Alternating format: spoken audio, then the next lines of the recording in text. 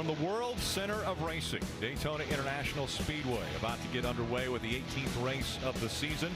And make sure to jump into the Fantasy League. We have our own Fantasy League, NASCAR.com/NBC Sports Fantasy. Want to join us? We would gladly accept you. 10 races up till the playoffs. You guys are doing pretty good, right? Yeah, we are doing good. Now, this race is tough because you really got to pay attention because you got your driver in the garage. You need to move him out if you want to put him in the start lineup before the beginning of this last stage. So be paying attention to what's going on with your lineup. Yeah, this is the one that's going to be the toughest to call because so many guys can get up here and make it a good night. So trying to pick those five.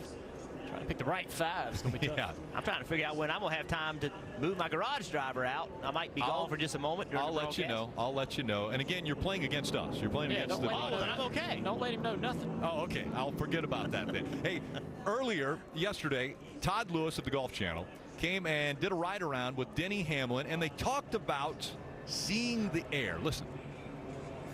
You know, I hear at Daytona International Speedway, Dale Earnhardt used to say that he could see the air. Do you vision that as well? What he's basically saying is he can see pockets of air starting to form. So you can see two cars up in front of you. If they're disturbing the air, you can feel it in your car. Your car will start to pick up RPM because there's less resistance on it. If you get two cars side by side, just think about if you follow one tractor trailer, that's a good amount of air on the highway that your car starts buffering around. If you put two beside each other, there's almost no air coming to your car, so there's nothing going to your back spoiler. And that's the only thing that slows us down is air touching the back spoiler. That slows our car. Well, we heard Denny Hamlin talking about seeing the air, Junior, and I know I could never see the air, and I always wondered when your dad talked about seeing the air, what exactly was he referring to? Yeah, he couldn't see it either, but he knew where it was, and he always insisted on wearing an open face helmet.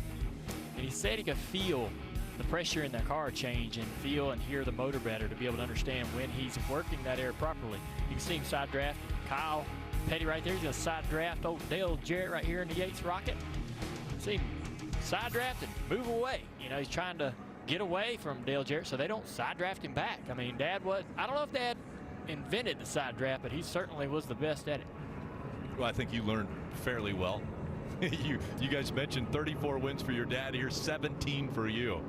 Yeah, I watched him run a lot of races here, win a lot of races here, and I wondered, we never talked about racing, but I wondered how that worked. And so when I got out here, I started trying everything I could, and that's what I like about a plate racer today is the guy that's out there moving around, trying to learn something. Even if it doesn't work, just trying to make anything happen. And I think that's what's so important about the start of this race. It's 160 to go. But get ready to come to the green flag. But the things you learn right now are the things you can apply later in the race. I want to see who's going to be aggressive. There's some drivers out there that are going to try to, right now, get the lead and never give it up. The race for track position, in my opinion, in today's restrictor plate racing is exceptionally important. If you get it, do everything you can to keep it. Pace car's about to make the hard left turn onto pit road. That will leave the field in the hands of Chase Elliott, Alex Bowman making up row one. Fans on their feet as the Coke Zero Sugar 400 is underway.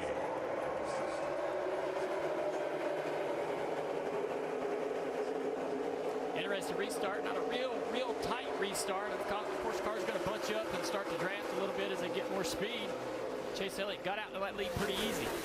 And it's real important to get that lead early. You want to lead every lap. That's the safest place to be, Jeff. Yeah, as this race progresses, we're going to see way more aggressive restarts with people trying to hit each other and shove each other to try to get that lead. You say that's the safest place to be, but about right here is where Eric Almirola was out front with just less than a half a lap in the Daytona 500, and he got turned around. That was the last lap. Anything goes on the last lap. Different. But the safest place to be during the entire race is going to be up in the front, and you want to work all night long to try to stay there, and that way you don't have to work to get there later. If you're leading this race 100 laps to go, you're in a great position. You want to be leading it with about 50 laps to go as they start to get down to those last several cautions. So it's really important to not relax and give up track position now. You want to keep it all night long. Make it easy on your pit crew. Make it easy on your crew chief to know what strategy to use. Do all that by staying out front. Right here you see Austin Dillon. He wants to go up there and just give McDowell just a touch, get him moving. He's got to be careful because the 17 car of Stenhouse is in front of McDowell. If he hits him too hard, he'll shove him into the 17 and cause a wreck. Yeah, that'll be a lot more aggressive later in the race. Right now, everybody's trying to take care of each other. You're obviously trying to take advantage of each other, and if you can get a position, you get it. But you don't want to start no crashes this early. 3 wide already back here. And Junior, you mentioned being in the middle of 3 wide might be the most nervous place on the entire track. Yeah, you need a lot of information from your spotter to be able to navigate a situation like that. Well, out of the back of Chase Elliott's car, I think the most aggressive plate racer on the racetrack is right here, the 2-car Brad Keselowski. I can promise you, if he can get the lead, he's going to be doing everything he can. Big move by Bowman right here. He's got his teammate Jimmy Johnson, Chase Elliott with the block. Now he's got to hope Keselowski doesn't get a run. Keselowski's far enough up on him where I don't think he can get down there and block him. He committed to that top and thought that even if Keselowski did get to the inside, he's got 2 teammates behind him, so he's got good loyalty behind him to be able to reclaim that position. Marty. Hey, Junior, I found it interesting what Chase Elliott told us in Countdown to Green. He said, I feel like early on in the race, I have to establish I have speed. I want to show other cars that they can work with me and trust me. He said, I learned that yesterday in the Xfinity Series race. They saw we had a fast car, and all of a sudden, I had a lot of friends. So, Junior, for a young driver like Chase Elliott, you agree with him? How important is it to show, hey, I've got some speed, work with me? That's absolutely true, and you want to start doing that as soon as you unload the race car. You go out there and practice, and you show those guys that you can make the moves and that your car can complete the moves. They know by Sunday when this race starts, or Saturday night, in this example, that you are a guy that's going to have a fast car and that's going to help them move toward the front, so they're going to be more willing to work with you. Yeah, Chase Elliott, he's trying to drag that line to the outside. Look at what he's doing. He's entering the corner on the wall, and he's staying there, not going to the bottom. They're hoping to build some momentum on the outside line and make the inside where it doesn't work. And right now, everybody's going with them. As long as they stay single file, it's going to be hard to get that inside line moving again. So Chase Elliott is mashing the gas right now with his right foot. But on Wednesday, when he was jumping into a pool, having some fun for the 4th of July, he sprained his right ankle. How difficult is that for a guy with a sprained right ankle to be mashing the gas right now? Yeah, that's a great question to ask, because he's going to be pushing on that gas pedal all night long and pushing hard.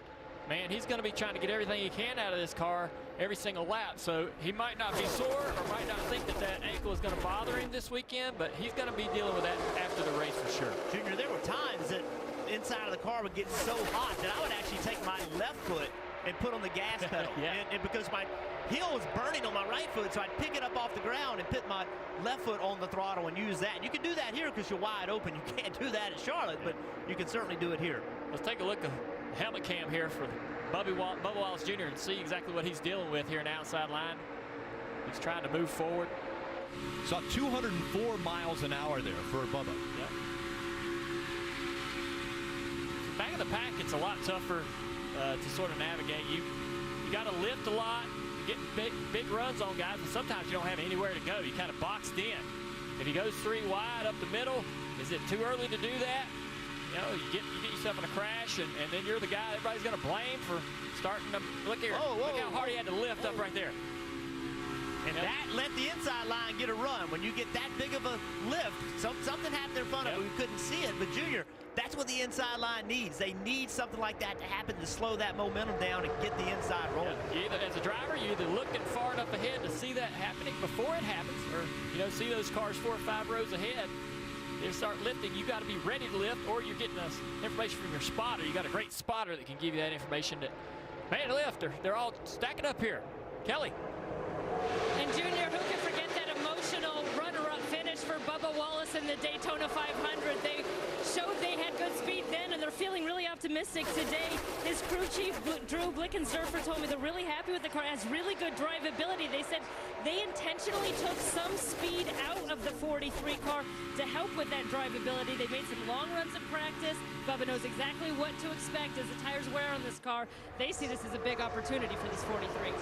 He gained a lot of respect in the Daytona 500 when he had a runner-up finish in the biggest race the sport has to start off the season. That Daytona 500 second place finish as it's dicing up at the front once again. Here comes Ricky Stenhouse Jr. Very aggressive and a very good plate racer, making the move on the outside. Yeah, Jimmy Johnson was on the outside lane playing with all his teammates, playing nice, and then he decided he was going to drive to the bottom, and when he did, he got that inside line moving, and it checked that outside line up, and that made Chase Elliott go to the bottom. So the move by Jimmy Johnson changed the entire tempo of what Chase Elliott was trying to do. Now he's back on the bottom of the racetrack. You use the word loyalty. Well, teammates going different ways right now.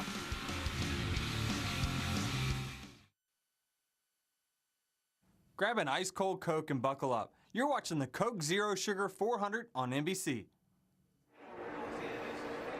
And you need to buckle up. They have been 2 and 3 wide, and a good fight for the lead has started up. John Deere 3 wide Gator brings you this moment where drivers were 3 wide. You see Clint Boyer on the inside, Logano right in the middle, and Jamie McMurray on the high side. TJ Majors is Joey Logano's spotter, and TJ Majors very familiar with you, Dale Jr. He was your spotter for many years. Absolutely. It's spotters so important at this racetrack. That's where they earn their money, man. They're going to be talking to their drivers all night long, trying to help them get around this racetrack and help them navigate the traffic, know where the runs are coming from, who's pushing who, how strong the runs are from behind, how to block them.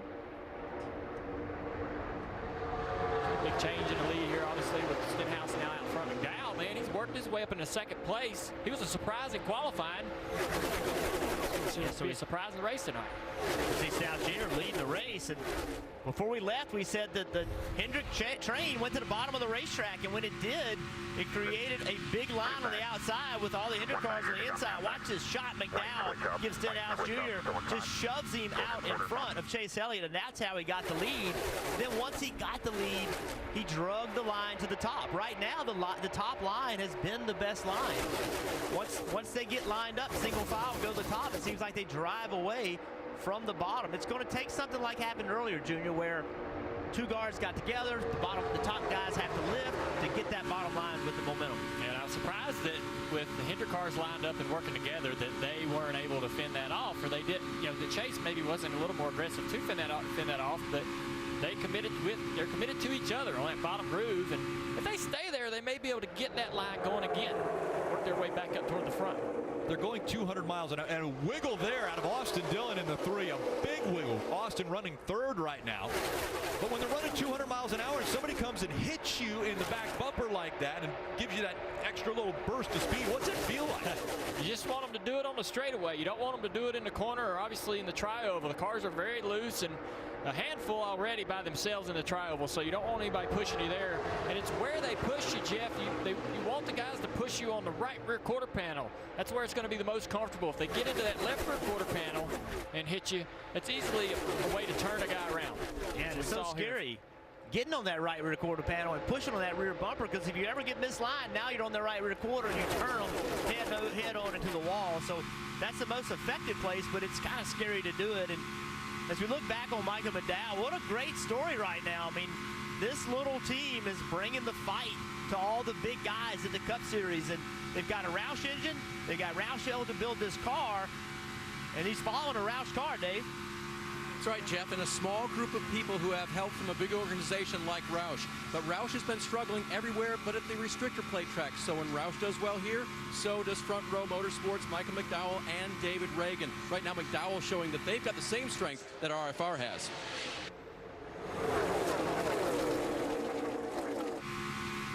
It's great to see these small teams have a shot. That's what Daytona provides, Daytona and Talladega. Let's take a look at this replay here of bump draft. Can you see down the front straightaway through the tri-oval, he gets into it. That's a decent push. I mean, that's nothing that upset McDowell.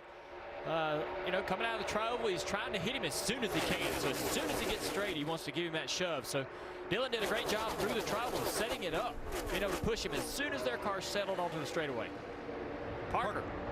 Guys, how about Ty Dillon there running in 5th? Remember, his brother won the Daytona 500 earlier this year. I asked him, when you come to these super speedway races, do you enjoy it? Do you look forward to it? He goes, a couple of years ago, I made a conscious decision to like this kind of racing, because you can go either way. You can hate it and not do well, or you can like it and enjoy it and get great runs. And this race last year, he came to the late in the race and had a shot at winning. He said that gave me so much confidence to come here tonight. Confidence is key. If you're confident behind the wheel of your car, you gotta feel good about doing whatever you want to do. Pretty interesting stuff happening right here, Jeff. Yes. Denny Hamlin trying to make some moves on Joey Logano. He's getting in and out of line, he sees this whole line starting to form up high, but he's still looking. There he goes. Still trying to make passes and trying to, it's almost like I hate to say, almost like a side job, man. He's trying to get up, he's trying to get a run on that guy's side draft and get up in front of him before that hole closes. And he saw these lap cars coming. He knew that they were going to be on the outside, and I think that's what he was trying to do. He was trying to form a line on the inside. The risk is that he loses all these positions. Right. And he's willing to take that risk. We've seen Denny Hamlin do this time and time again. When the whole field lines up on the top, then he's going to be one of those guys that'll try his hardest to form a line on the bottom. He doesn't like sitting in line and riding around the top of the racetrack all day. He's trying to find, oh, there you go. He found a hole, so he tried something, didn't really pay a price for it. Daytona 500 winner back in 2016. Denny Hamlin has shuffled back a bit, trying to be aggressive, trying to take some spots away.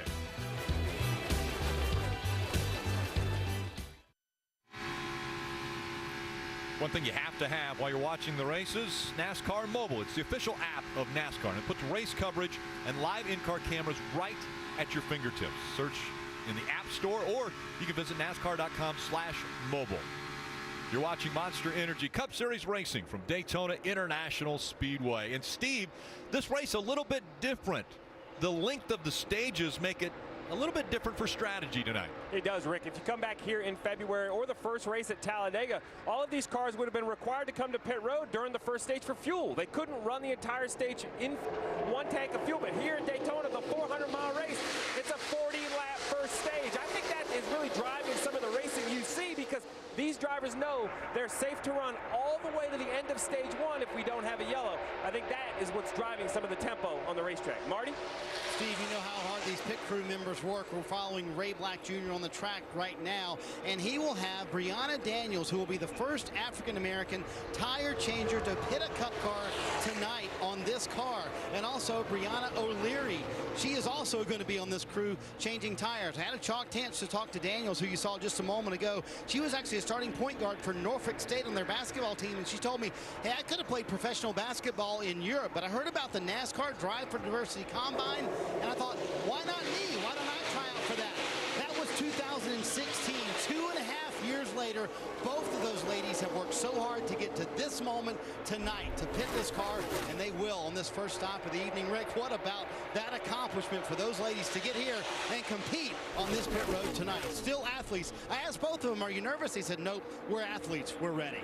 Well, a lot of pressure on the pit crews here, because one little mistake, it's difficult to gain track position on the track, but you can grab a lot when you're on pit road, so a lot of pressure there. Well, it is very difficult to gain positions on the track. We've seen that. Jaden McMurray is leading this inside line. There were about 4 more cars in this line, and several of them have bailed out. Clint Boyer, he was in there, bailed out.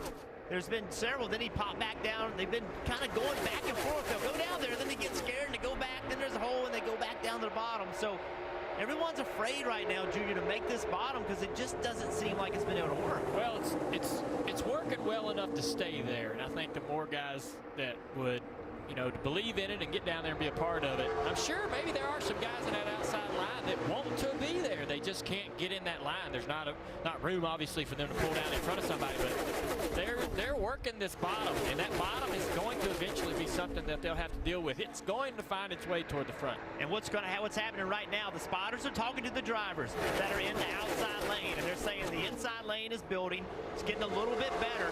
Somebody's going to hang a left and try to lead that inside line. Who will that guy be? Let's go on board the 9 car. I'm okay with being down here. Obviously, just needs a push help. Yeah, we just don't have enough help right now behind us. It takes a lot of guys down there to make it work. I mean, you got to work together too. And there's a lot of things that you have to do with the side draft. When you're in the inside line and trying to, kind of struggling to beat that outside line, you got to side draft the heck out of that guy in the driver's door. Pin him up against the fence. And what that will do, it'll hold him in position. Even if somebody comes up behind him, rarely will they be able to push him through.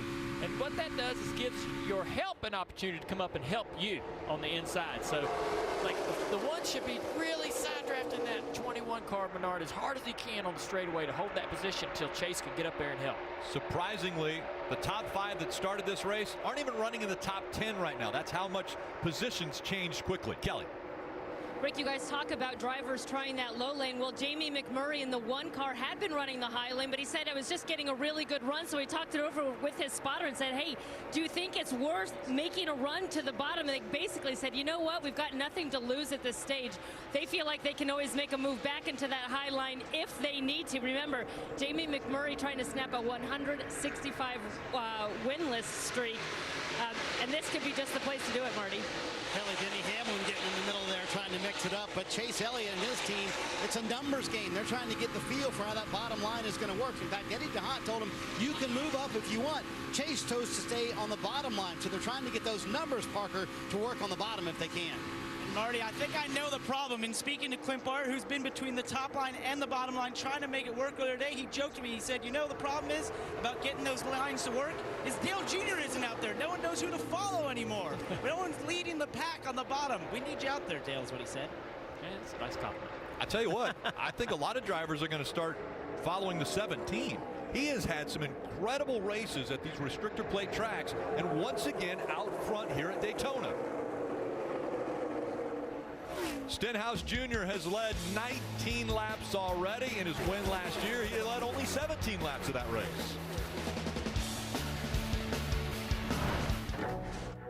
You made a promise.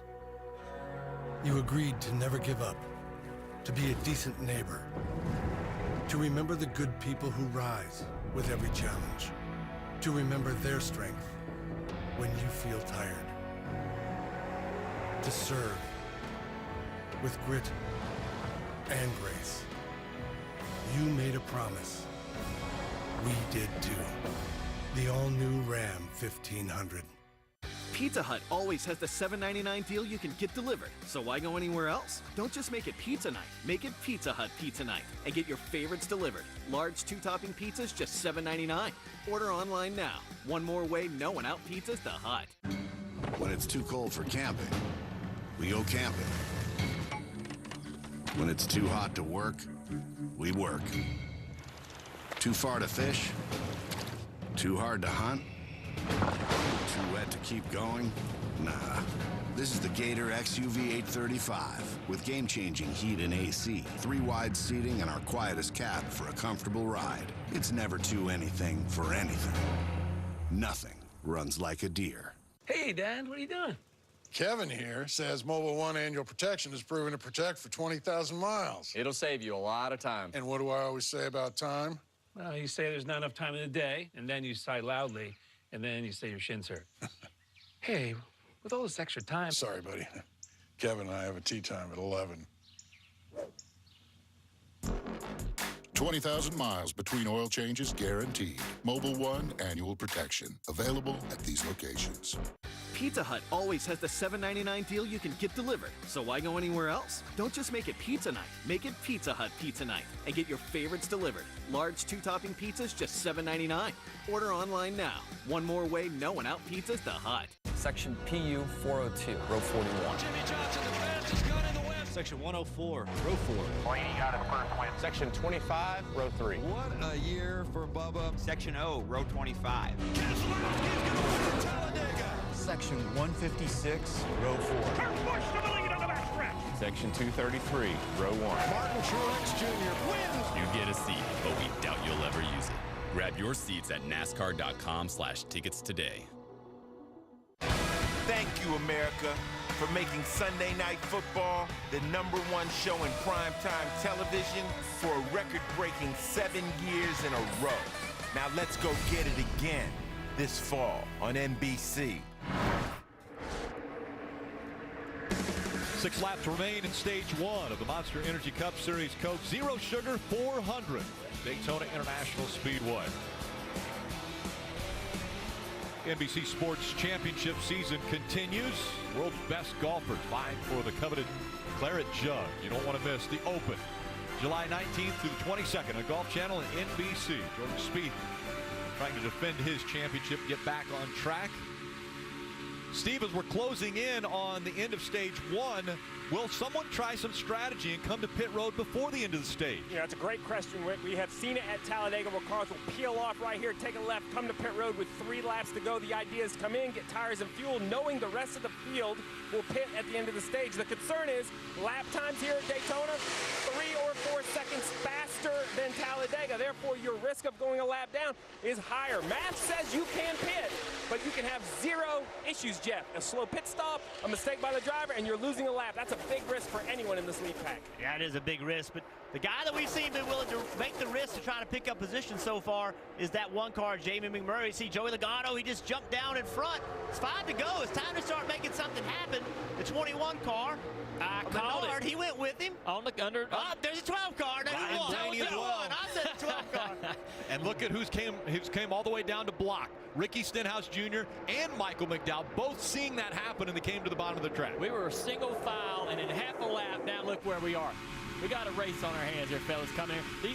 These points are so critical, especially these playoff points, because nobody's getting any this year except the big 3. Now big block.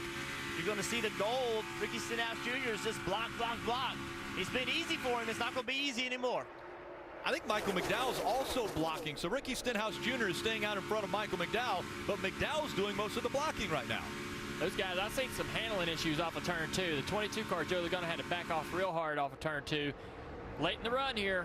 Can this bottom work, or will these guys have handling issues on corner exit? Ty Dillon, he just hung a left, trying to get on that bottom. Dillon brothers right now running 2nd and 3rd. Austin Dillon in 2nd. Now Michael McDowell has made that top line move just a bit faster. He moves up to 3rd. Ty Dillon, the bottom line, stalling a bit.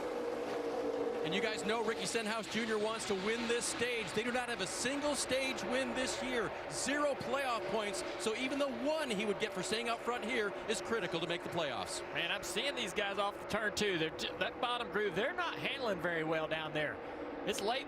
The handling's going to be an issue on long runs tonight. A lot of learning going on as we get closer to the end of this stage. And Michael McDowell down low. It looks like he might lose that top draft. That was just a mental mistake right there of not really paying attention and blocking every single run a guy gets on you. He was pretty committed. He was pretty comfortable that these guys were going to take care of him in that top line, and he opened up the door of opportunity. Someone took it. Now it's 3 wide. Ryan Blaney said, I'm not going to follow you. I'm going to go to the inside. And once again, they're diving for positions, aggressive. Under 2 laps to go. And how long would it take him to get that position back? You know, you make that move, you open up the door, somebody's going to take it. You have to defend this entire race. Keselowski trying to make something happen on the bottom, but he doesn't have any help. Clint Boyer's back there in the 14. Here comes Joey Logano in the 22. See, I think Stenhouse Jr., I think he's going to have to go to the bottom. If he doesn't, then they can just hang a left and get next to him. Enough of them make that effort. That would probably work if he runs the top here in 1 and 2. That's absolutely right. One more time around in stage 1. Ricky Stenhouse Jr. out front. Let's see what he does. Is he going to stay on the top or go to the bottom? Kurt Busch dives down low. He's got to run, see where it goes. A big gap between him and the next car. Probably going to fizzle out on the back straightaway. Let's see if Dillon breaks a run and maybe turns left, like you said, Jeff, and tries to take that lead. It's Kyle Busch. He gets a little bit of quarter panel on the 42 side draft, and he's going to get help from William Byron to the inside. He's got a great run up to Austin Dillon. He goes high. Here comes the 18 of Kyle Busch. Trying to make that high line work. Austin Dillon trying to block. It's not going to work this time, though. Ricky Stenhouse Jr. in the 17 out front. 3 wide as they fight for 2nd at the end of stage 1. Stenhouse Jr. winning that stage. Kyle Busch, what a move he made to move up to 2nd to end stage 1. Kyle Larson, William Byron, Chase Elliott, all in the top 5. Points matter. And points do matter. And also, that got Chase Elliott. He had fallen pretty far back. That got him back up to 5th place. William Byron did a nice job getting the 4th out of that. Fun racing. So many times these drivers have said their blood pressure goes up to about 180. Well, it's coming back down now.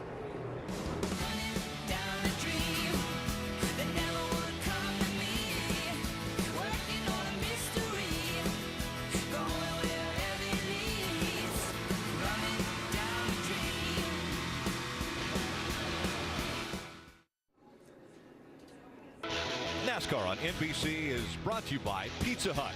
No one out pizzas the Hut. Monster Energy. Unleash the beast. And by Credit One Bank, the official credit card of NASCAR. Tomorrow, the Verizon IndyCar Series on NBCSN. Will Power won the pole. And, of course, Will Power won the Indianapolis 500 earlier this year. How great is it going to be to have the Indy 500 on NBC next year? Oh, we're going. I was just going to say, that's going to be my first Indy 500 that I'm ever going to see in person. So why don't we just all rent a motorhome? I love it. Can I come? Snake pit. Absolutely, Steve. Y'all hear something? Oh, yeah. I hear something. I heard Steve yell, can I come? He's our tour director, man. Yeah. We got to take Steve. We're going to go down there and have a lot of fun. Yeah, that is going to be an incredible race. And we've got a great one in front of us here. Right, Marty? Indeed, Rick, going to be a little bit of a longer stop for Kevin Harvick and his race team. If you see inside the car, we run a right side window here in the Cup Series cars.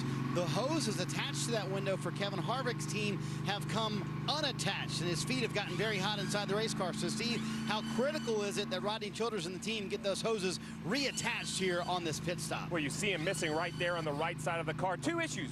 One, you mentioned it, his feet are going to get hot. The second issue is there are rules to how air can be inserted into the car. If you have that duct open, it has to go into a hose and it has to end in a certain position. So if those hoses are off at the end of the event, I think NASCAR will have an issue. They don't have a problem if they fall off and you try to correct it, but they're going to have to do it right now, their first opportunity to do so. So the field getting ready to come down to pit road for their first stops of the day, and we'll go to Dave Burns. Last night's winner, today's stage 1 third place, Kyle Larson in the 42. His car was a little bit to the tight side, but he said, I'd rather be that way than loose. They'll make some adjustments as they come down here. The big question will be 2 or 4 tires. Looks like they're going to take 4. Ricky Stenhouse Jr. in the 17 stage winner said, I like the way my car drives, but I haven't been back in the pack. They're going to leave it the way it is, a 4-tire stop, Kelly. Kyle Busch's biggest concern was that he was just a little bit loose getting off the turn, so they're going to make a small chassis adjustment. They just asked him to back up so he can get out of his tight pit box. It was 4 tires for the 18, Marty. Yeah, and Kelly, you see Kevin Harvick's team coming to a stop. Rodney Childers has told Kevin it's going to be a little bit of a longer stop, and Robert Cheddar Smith has gone over the wall to kind of get this done, the car chief for the 4 team, and now you're going to see him go inside that right side window, reattach those hoses to make sure that everything is good. Now the key here, Steve, obviously they can't go a lap down, so they've got to put tape around those ducts, make sure those hoses get in correctly. And you see the NASCAR official, you hear Tim Fiedel, the spotter, also telling them where the pace car is and where the field is. So that's critical information, right, Steve? You got to know where they are so you don't lose that lap. Yeah, you cannot lose a lap this early in the race, but it should be a simple fix as long as they take their time. That's what they're doing. You see no panic, great information from the spotter, get it repaired in one shot. Little zip tie there, trying to make sure that's tight. Race off pit road, brought to you by Kroger Click List. Keselowski gaining spots. Blaney, 12 spots gained on pit road.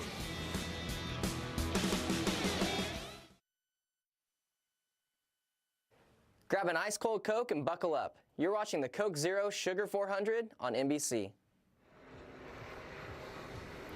And Rutledge Wood always finds the most fun in the infield. Rutledge, where are you? Rick, I am inside the infield on top of a custom 6-door truck that my buddy Jake here from Leesburg, Florida built. He's been coming here his whole life, but in this truck with his friends for 18 years. We're up on the scaffolding on the roof. I actually was able to come by here earlier and bring my buddy Mike Tirico to show him what a great view it is. You got 1 and 2, the backstretch, part of 4, but now Mike's got an even better view. Mike, where are you, buddy? I've got a great view.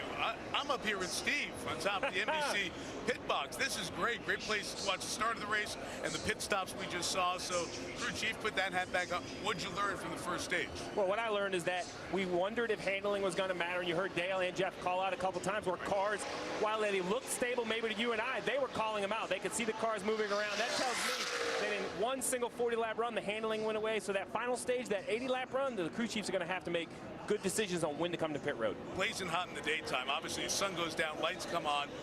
Anything change from a crew chief standpoint as we get into more of the night race? Well, that's the debate. Every time you come, you argue with your driver. Oh, the sun's going to fix it. Don't worry. When the sun goes down, it's going to be fine. And that's really what you're wondering. Even the start of this race, it was still warm. You were up here with me. It's cooled down quite a bit. But, Mike, I have to pick on you. That first lap, when they came by, your eyes grew. We're close to the really track, big. It's awesome. Just that you feel the roar of the engines, and you feel it through your body. It's so great to watch. Is there no tie required in the pit box? Tie. It's casual. That's good. Casual. I'm out. Ties off, Rick. All right, Dave. Hey guys, they're having trouble with the 34 car of Michael McDowell that could have been a race winner today. They don't know if they can get fixed what they have going on with the toe. It is towed the wrong way, and they may have adjusted it the opposite way that they wanted to. So tough break early. We'll see if he can soldier on now or if he needs to come down for another stop. How unfortunate for that 34 running so well. Keselowski, William Byron making up row one. Something happened to Ty Dillon on the start. Dillon doesn't get up to speed. He goes all the way down to the apron. He has no fuel pressure in the 13 car. Just came on the radio. Lucky it wasn't a wreck right there. When it won't accelerate in the middle of the pack like that. And the pack works their way through 1 and 2 as Ty Dillon will try to limp around in the 13. Keselowski leading the race right now. Remember, he put on 2 tires, Junior. You and I wonder a little bit if that's going to be right for him on a long run. See William Byron back here say he's got a great push by Stenhouse. Well, what William Byron's going to do at a plate track? What's his moves going to be? Is he going to stay in line? Is he going to be aggressive? It's the first we've seen him in a cup car contending at a plate track. I talked to him this morning. He said he was going to be aggressive. He said he thought that was the only way to run well is go and attack. He's got great company behind him with Stenhouse and Chase Elliott. Those guys are going to push him hard and give him that opportunity. He won an Xfinity race here last year, so sure did. Got a great plate racer leading the pack, though. It's going to be hard to break the plane of the bumper of that 2 car because he's going to move back and forth to try to keep that lead and keep the momentum in his car. He's going to get in front of the line that's moving forward so he can get that shove and keep the speed and RPMs up in his car. Kelly. Guys, Jamie McMurray had to make a second trip down pit road in that 1 car. They saw a little bit of oil on the right rear tire. They didn't know where it was coming from. They brought him back down. The team is still trying to figure it out, asking Jamie to monitor his temps and all everything on the dash inside that cockpit. Marty? Kelly, when we saw the race off pit road, we saw that Ryan Blaney was second. Unfortunately, they did not get the 12 car full, and because we're running these full stages, it has to be completely full of Sunoco fuel. So when they came back down, they put on left side tires. Also back in this pack, Kevin Harvick says he has a vibration. So a lot of cars we're going to keep an eye on in the back of the pack, Rick. Uncontrolled tire for the 70. And around goes the 21. Paul Menard up in the air, but he keeps it down on the wheels.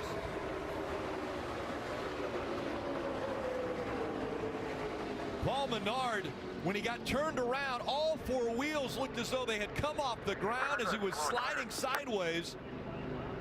A lot of damage to the hood. Otherwise, he's going to be able to put on tires. See a little damage to the left front there. He's going to be able to put on tires and be okay, but that damage to the hood there, that's going to be very concerning. Hard to fix. Left front fender. Look at the roof. Left front lower nose, left front lower nose. I don't know if we'll get the hood on it or not. We'll give it a shot. They're talking about what they'll have to do if they want to stay in this race. He was running 15. Take a look at what happens. See him in outside line. Looks like he gets turned by the 48 of Jimmy Johnson. Just a little hook there on the left rear quarter panel. Spinning down through the grass. This race is going to continue to get more aggressive. As we wind into it, we're going to see more accidents, more pushing, more shoving. Stuff's going to get wild.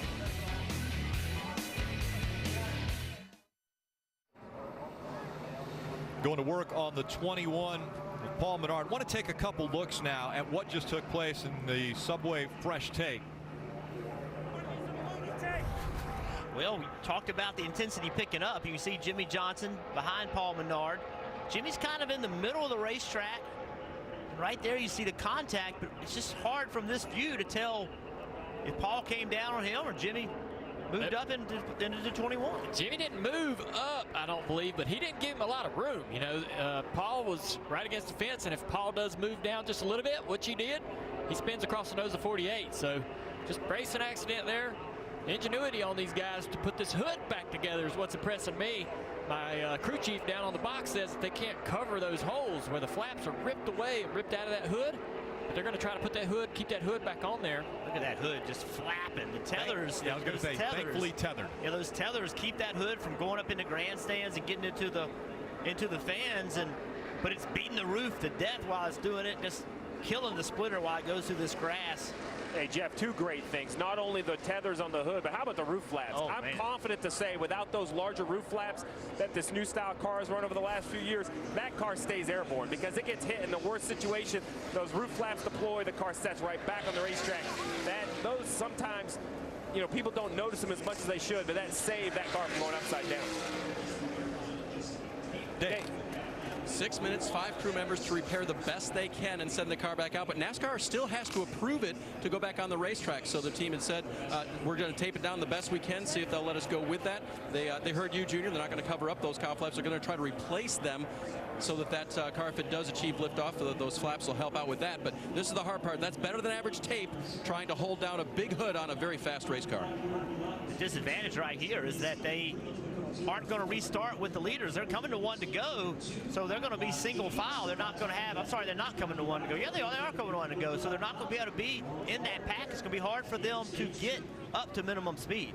They're actually coming to green here, so he's going to have to get off pit road, try to get behind the pack. It will be very difficult to do. An amazing statistic, there are 2 drivers that have a streak of top 10 finishes at Daytona on the restrictor plate tracks. And one of them is Paul Menard. You know who the other one is? A streak of 3 top 10s in a row. Allmendinger. Oh, really? AJ Allmendinger and Paul Menard are the only 2 drivers that have top 10 finishes in the last 3 races. Let's get back to action. We're about to. Brian Keselowski, William Byron. Keselowski in the 2, Byron in the 24. Coming back into the Geico restart zone. Green flag back in the air.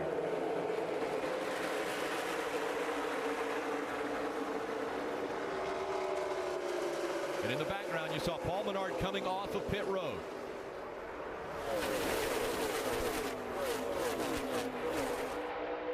A real tight restart here. These guys are lined up tight on the bottom and the top. Hard to tell who's going to prevail here, Jeff. See William Byron get out this lead for the first time. He's gotten a great shove from Kurt Busch. He does, it's clear. Will he be smart enough? Will he do what Keselowski does and move back and forth in front of the inside and outside line to try to keep that momentum up in his car? Or will he stay committed to that top? Is that Tad Boyd's job? Tad Boyd, the spotter for the 24. You know, is he going to give him that information? He can give him all the information he wants, but the driver's got to be able to know what to do with it. Got to have the experience to know what to do with it. And it's a little hard as a rookie to assert yourself. Right? You have to assert yourself and say, I'm going to lead this race no matter what, and that's what Williams going to have to do. He went to the bottom. He got a good shove from the 2. I thought the 41 was going to get in his quarter panel and battling side by side, but he went down there, got a good shove from the 2, keeps the lead.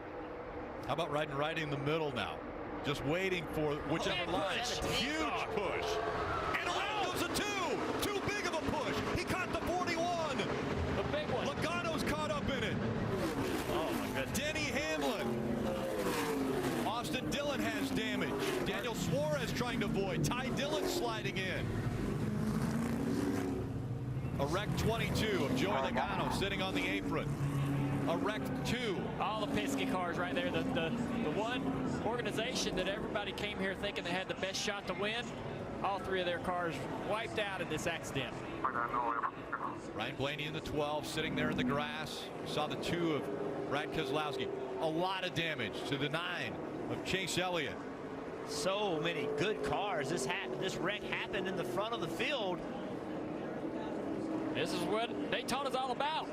Took out some contenders, and now this really is an opportunity race for somebody sitting out at 16, sitting out that top 16. Denny Hamlin with big damage. Another fast car. A big push we saw out of the 17 of Ricky Stenhouse Jr. Was it too big of a push? Well, let's take a look at the replay. Let's take a look at the replay from the 9 car first. See all the damage to Chase Elliott. We're getting pretty aggressive here, and Ricky Wiki was pushing him and also turning down the racetrack, and that was enough to turn the 2-car around. It's just so much happening right there, and they were coming up on Williams so fast that I believe Brad was sort of throttling down a little bit because he was going to run to the back of the 24, because you see the 24 blocking here. So Brad's probably throttling down a little bit, and Stenhouse coming across the nose. Yeah, so right here, the 17. Watch the 17 when he gets into the rear bumper. Right there, hits him in the right rear, and that's what sends him. We talked about that earlier. That's where you want to bump draft somebody. You want to bump them in the right rear. But when you do that, and the speed's wrong, and it's misaligned, and also he's turning left, then that literally just shoves the left rear bumper to the inside of the car, and it shoots the nose straight to the wall. We've seen this generation of car. These guys, their bumpers don't line up all that great. We don't never see these guys lock bumpers like they used to, or like we see in the Xfinity Series. So anytime they make a push, they got to be careful. And that was incredibly, there's just so much happening there, as you see, running up on William Byron so fast. Look who gets through. The 31 of Ryan Newman, the 18 of Kyle Busch. But after that, everyone fighting to find some type of a clear racetrack.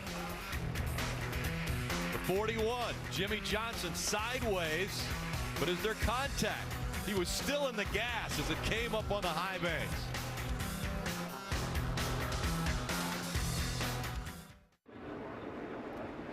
The big one just happening. The Monster Energy Cup Series Coke Zero Sugar 400. Listen in to Eric Jones's radio here. This is the only race Stenhouse could win to get himself in, so he was like doing everything. Well, there's one live for tonight. Let's find out how many more we got. The 9, who's just in front of the points, has a ton of damage, so we can pick up some points here if we just keep getting through this whole deal. 10-4. Already thinking about points. That playoff not far away now. Listen in to the 17 radio as well of Ricky Stenhouse Jr. Calls a nose. Get your head straight. Man, that just happened. Not a big deal. I'm sure it looks bad, but he got blocked pretty bad. Get your head right, man. Go win this next stage. 10-4.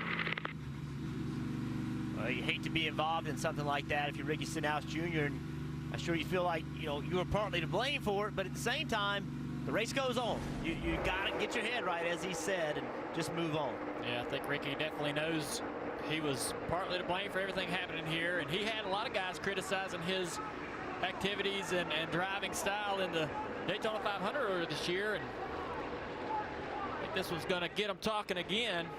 Probably going to hear this week from some of the other drivers in this wreck.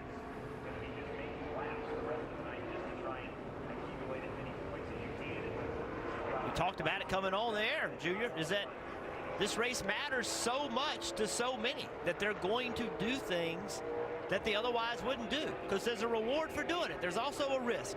The risk is this. The reward is we've seen Ricky Stenhouse Jr. win races on plate tracks and move himself into the playoffs. And for that team, that's been really their savior. They have not run well the way you used to seeing a Roush team run. So when they come here, the pressure is high. Well, you have to perform and roll bounds a little bit. Even with that happening, and that you got to shake that off. I mean, this race has just opened up for a lot of guys coming in here trying to steal a win. Absolutely. Half the field was involved in that accident. 20 cars had some type of damage when this happened. 4th of July weekend, and there's the fireworks already.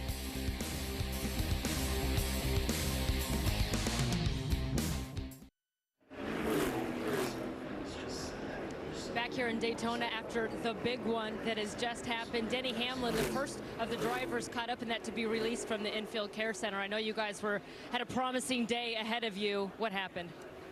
I'm not sure, but somebody probably wrecked somebody, and usually whoever starts it usually doesn't get wrecked, but I don't really know.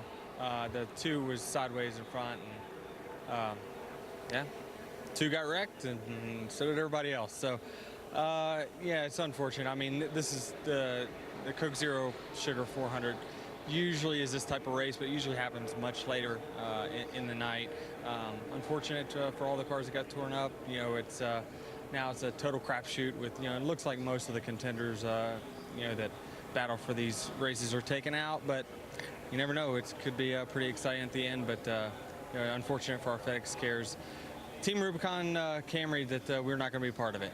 Thank you, Denny. Dave? Brad Keselowski walked from the infield care center. You okay? And what did you feel hitting you in the back there?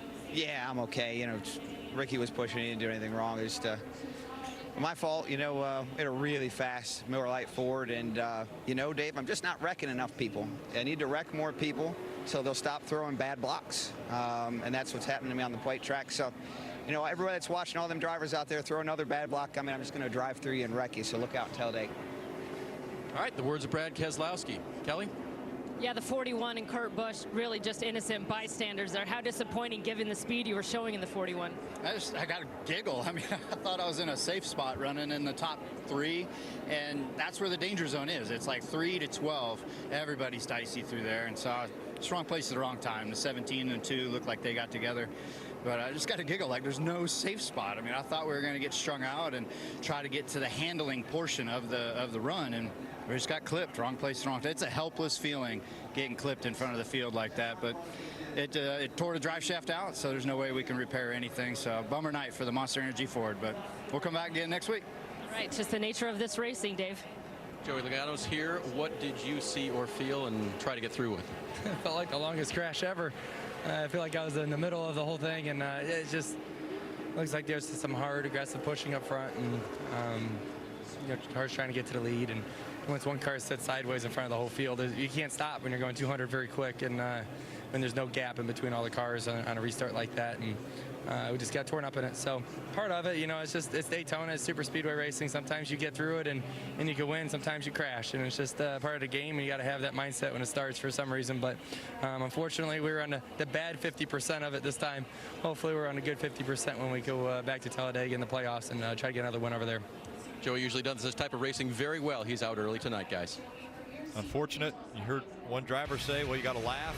But how about Brad Keselowski being very vocal as we ride along with Bubba Wallace and see what a driver's perspective is like?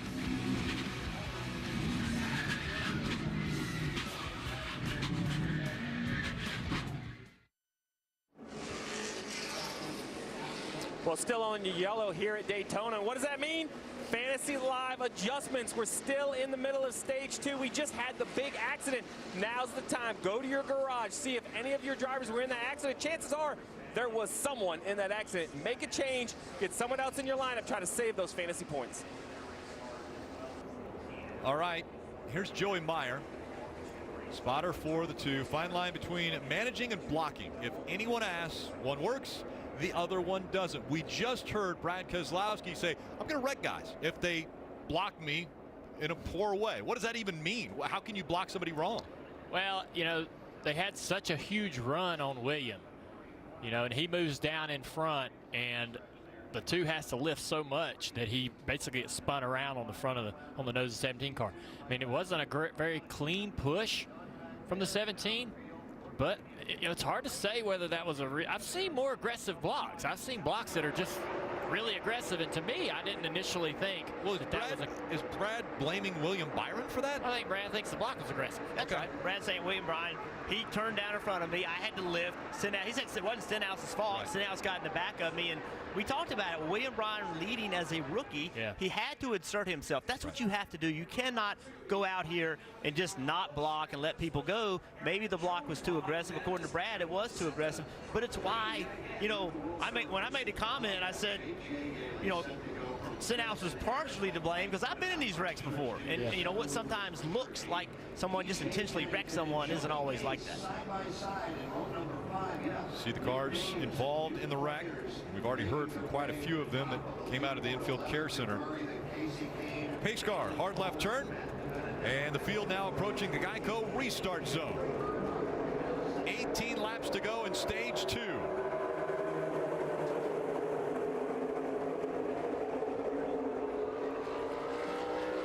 Side drafted hard as he can, trying to hold that 24 there as long as he could, but didn't get the help before Kyle Busch was able to come up through there and push William clear.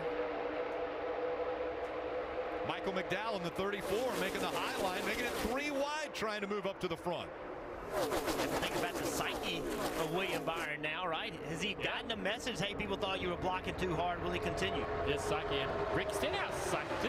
Yes. How does Ricky Stenhouse feel right now? Is he still dealing with that guilt over being involved or being part of that? If he has any guilt. Sometimes you have to act like you feel guilty and might not have it. move on. Man, he's side drafted hard. That's what you got to do. It looks aggressive, but man, it is so important. You got to side draft so close if you're on that inside line. Push that outside line up against the fence. Hold him right there until that help comes from Newman. He's moving up the track. He's running. Stenhouse is running the center of the corner, trying to get a little bit of side draft off the 18. We're working it all the time. Every opportunity you get. And while they're doing that, William Byron, is he watching this, deciding, okay, which line do I jump in front of? He's getting a lot of information from the spotter. You know, of course he's looking in the mirror. Really, I bet he's looking in the mirror 90% of the lap. You know, with peripheral vision, he's driving out the front, looking in the mirror and watching, seeing, listening to the spotter, and using the mirror visually to still understand what the spotter's saying, which lines are making runs. The spotter's probably telling him that the 20 car got a great run there to the 18 and is going to give the 18 a shove and things like that. So watch right here down the back straightaway. Bottom. That 18 has no help in that top there. Stay bottom. Great information. See, that's the kind of information. You stay on the bottom. 18, they're not organized on the outside. They're getting organized. Get up there. Too late. 18's on his quarter panel. He's going to side draft him right here in 3 and 4. Oh, my goodness. Sideways the 18, hard into the wall. Around goes the 24 as well. William Byron sliding all the way to the inside wall. Jamie McMurray caught up as well. Kyle Larson avoiding the 18. He went way down on the apron. Guys, I'm afraid to say it, but I think Stenhouse was involved in this one as well. I do too. Can't wait to see the replay so we can really dissect how this all started. I did not see these guys having an accident right there. Denny Hamlin, before this race started yesterday, he said he expected to see a wreck fest. Well, Denny Hamlin, you were right. As Denny is probably sitting in his bus right now watching this race. I mean, this is crazy. We're not halfway. And the very charismatic winner from a week ago at Chicagoland Speedway, Kyle Busch, walking away from his destroyed 18. He hit the wall hard. He comes over to talk with William Byron. Just checking on him.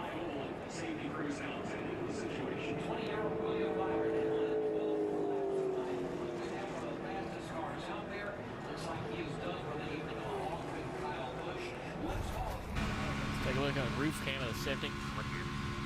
So he gets into the quarter panel 18. 18's trying to get down there and side draft, and the 17 of Ricky Stenhouse is not following the 24, not following his line exactly.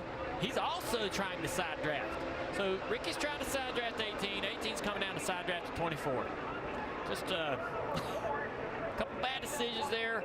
Trying to, you got to be aggressive on the side draft, and that's what happens sometimes when there's 3 or 4 guys trying to do the same thing. So what the 17's trying to do right there is he's trying to get as close to the left rear quarter panel of the 18 to slow him down, and he gets into him.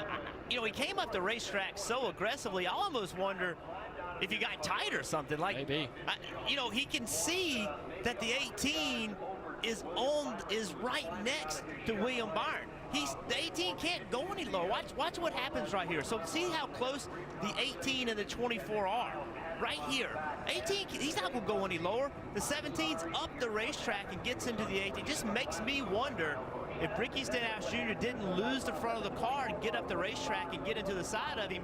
In trying to side draft and you're close to somebody, if your car gets tight and it moves 2 feet, now you're into the left rear quarter panel and causing a wreck. We've saw these guys have balance issues on the bottom groove, and he could have lost the front in the 30 air of the 24. He could have lost the nose a little bit there. I think he was going up there to get a little side draft and maybe did overestimate how much front grip he had. Ricky Stenhouse Jr. gets through. Ryan Newman, Buescher, Jimmy Johnson, and Eric Jones all getting through the mayhem.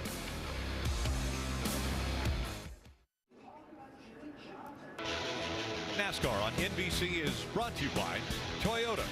Let's go places. Credit One Bank, the credit card perfect for everyday purchases. And by Coca-Cola, the official fan refreshment of NASCAR. Let's listen in to Ricky Stenhouse Jr.'s radio once again. Steering is still all good? Yeah, 10-4. I think I really touched him. And obviously I did, but that's how light it was. All right, so you heard him say how light it was. So he wasn't really sure if he hit him, but let's go on board and pay attention to the tape on the steering wheel. So see, he's turning the wheel to the left, gets close to the 18, turns it further to the left. As soon as he makes contact, then he's back to the right, just saving his car. But that leads him to believe that he got tight just before he got to the 18. Yeah, you can see him add a little more input to it just as he's getting to the 18 car, losing the front grip, getting tight. We heard guys talking about balance all weekend. There's going to be an issue. We saw guys tonight having issues on the bottom groove, and he got up in there and overestimated the front grip when he went. He was in the worst position you could be in for front grip, being behind the 24 and in the door of the 18 there. Let's go back to the Peacock pit box and Mike Tirico, Steve Letarte. Mike, we talked earlier after 40 laps, and it was a calm race. This is anything but a calm race now. And now what? Because now we've seen more than half the field wreck. Now you've got to wonder, one, who's in a position to finish this thing off, and we've got a long way to go. We're not even at halfway. And second, you're looking at the points, the overall season points, because a lot of guys can change the whole specter of the back half of this season with what happens the next hour or so. Yeah, these speedway races are about attrition. They always are. But the difference is if you're still on the racetrack with damage, every yellow, you need to be coming on pit road continually to fix your race car, because those points, as you mentioned, they mount up very quickly. We still have a stage that's going to award more points here at the end of stage 2. And what really is shocking me is, other than Martin Truex Jr., I don't see another race winner from 2018 still really in the field. So you start thinking about maybe a new winner. That will shift the point spectrum even more. A couple of the big three involved in this. So Stenhouse, obviously, he's been right in the middle of all of this as a crew chief. Anything you can say to him, message him to keep him going forward, not backward? I think at this point, when he's in the race car, it's very simple. It is, hey, look ahead. We have to win this race. We're going to talk about the rest when it's over, but right now it's task at hand. So it's good. Mike, hey, thanks for joining us. Great view, great race. Just love having you here. It's been incredible. Can't wait to watch the rest. Thanks. I noticed that you loosened the time, but you still have the time, Mike. That's a step in the right direction. He's half committed. He's half committed. Stenhouse Jr. and Ryan Newman, they're making up row 1 as field approaches the Geico restart zone once again. 11 laps to go in stage 2.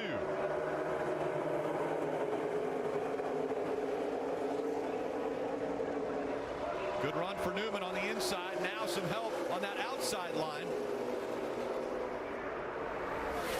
Steve just said it. There's going to be a lot of cars that you don't normally see up front. That 37 of Chris Buescher on the bottom there in third or fourth. Got Joey Gase in that 00 yellow car. Ryan Newman running side by side with Stenhouse Jr. down the backstretch now.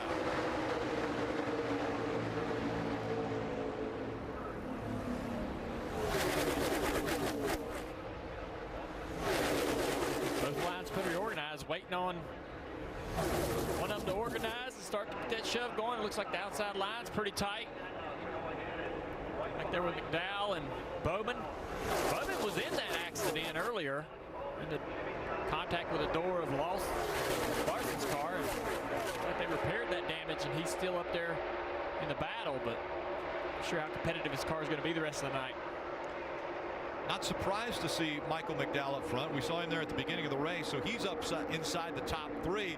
But you've got Buescher, Bowman, Casey Kane, Joey Gase, and Brendan Gaughan all in the top 10 right now. Yeah, but even behind them, you got Trevor Bayne, a Daytona 500 winner from several years ago. Kennington, you got Ty Dillon. We saw he had trouble earlier, but he's back in the game. So the door is open. We talked about it at the start of the race. Like, somebody's going to have a chance to take advantage. And I think the names that now have a chance have changed. We were talking about Denny Hamlin, who hadn't won a race yet. Now we're talking about somebody that maybe has never won a race in their career. Kelly. Outside the infield care center with Kyle Busch. You made it through the first one. You got turned in the second one. What was your take on that wreck? I don't know. Just, you know, disappointing to get crashed out by the same guy that caused the first crash. But, you know, our interstate batteries Camry showed some good speed. We showed some good patience there in that first stage. We were able to come home second, at least grab some points there. But, man, I don't know. You always come to Daytona waiting to crash and trying to figure out when and where and just hope that you can walk away from it. So that's really frustrating and disappointing to have to race these races like that, just on the fence, on the line of when are you going to wreck, you know. But we go on. We go next week, I guess. Thank you, Kyle. Dave? Kelly, William Byron was the leader, and William, you drivers have pretty much taught us the lead is the safest place to be. What happened there? Yeah, just the 17 car just kind of, I guess, hooked 18 into me. Seemed like he was being really aggressive, and the second time we've kind of been on the wrong end of something with him. So unfortunate for us, but we had a good race going. We needed to really have a really good day of the points position we're in, but overall just part of speedway racing, I guess. But just hate to be on that side of it, but at least we led some laps, so that was good. Rick, he was doing everything he was supposed to do. Yeah, interesting comment out of Kyle Busch. He said you just want to be able to walk away. Well, he was involved in an accident where he couldn't walk away. He broke his leg and ankle in an Xfinity Series race here. That same year, he went on to win the championship. See, this bottom line's disappeared pretty much as everybody's sort of committed to the top, closing in on the finish of the stage. This is right around the time where it got busy last time. With this many cars out of the race, I'm not sure exactly what kind of battle we're going to have developed for all these stage points. Will these guys that are getting, you know, these stage points for the first time in a rare moment during the season be settling for their position? Interesting to see if any of them pull out. Does it open the door for a driver like we saw just now, Jimmy Johnson? It's amazing that you have to say that, but there's a lot of experience there as far as winning at this racetrack. Let's take a look at Jimmy Johnson. This is something I saw in this replay from the first wreck. That's how good this guy is. So let's watch him as he tries to navigate getting through this. Going down on the flat, going a little too fast. Turns sideways, straightens it out in the bank. Here he goes on around the corner. He ain't done dirt tracking yet. Gonna get a little more because he's Jimmy Johnson. That's the kind of driver he is. What an amazing save by him. 2 saves, really. And he's still in this race. And if he wins tonight, you can look back at this as a pretty incredible moment. Dodging the bullet. We've been seeing that for years out of Jimmy Johnson. Normally it's car control to go to victory lane and win championships. But even on a down year, I think that just proves, Dale, how Jimmy Johnson, he's engaged. He is not happy about the performance this year, but he's trying to spin it to a positive light, lead this race team. And you have to look at him, as you mentioned, Rick, surprising to look at Daytona being a great opportunity or maybe his only opportunity, but he has to start thinking that as the field dwindles. 5 to go in stage 2. Stenhouse Jr. still out front. McDowell running second. All these guys right here, you talk about Jimmy Johnson getting confident because the field's thinned out. All these guys right here got a smile on their face. I might win this race tonight. So Jimmy, along with everybody in this little pack, they look at this as a, hey, the competition's down. I can take all these guys. So should be pretty interesting to see who pulls us out. I got to say that Jimmy's got to be one of the favorites with the speed they've had this weekend, but still anybody's race. Stenhouse still up there in the lead. What's going to be so difficult, though, Junior, the way that you're going to have to race now, it's completely changed. Like, you were learning what your car would do and what it couldn't do when there were 40 cars on the racetrack. Well, there's, 12 cars in this lead pack? So you're not going to get the runs the way you were getting them before. They're not going to stall lanes out the way they stalled them out before. It's going to take a completely different approach to get a stage win or get the win for this race. See Jimmy Johnson make a hard turn to the left. Hey, Jeff, we keep talking about Jimmy Johnson. How about his teammate? Dale, your old car, the 88, running third. This has to be the biggest opportunity for Alex Bowman. I know he has a little damage, but I don't think that's going to hurt this car's speed a lot. He's easily running in the third position. This is it. This is green light for that young man to get his first win. Absolutely. The field stand out. It's a great opportunity for him to have an amazing finish or opportunity to win even. And he had a great car here in February and actually ran really well with the car until he was taken out in a late wreck. Didn't get a lot of help in the draft because nobody really knew what kind of plate racer he was and whether to, you got to trust these guys. If you don't know what a guy's going to do or if he's going to make the right move or not, you're not going to try to help him that much. And maybe he's gained a little bit of respect of his peers over the last 6 months. We got a little bit of low line development as we're coming down to the end of this stage. Yeah, Trevor Bayne.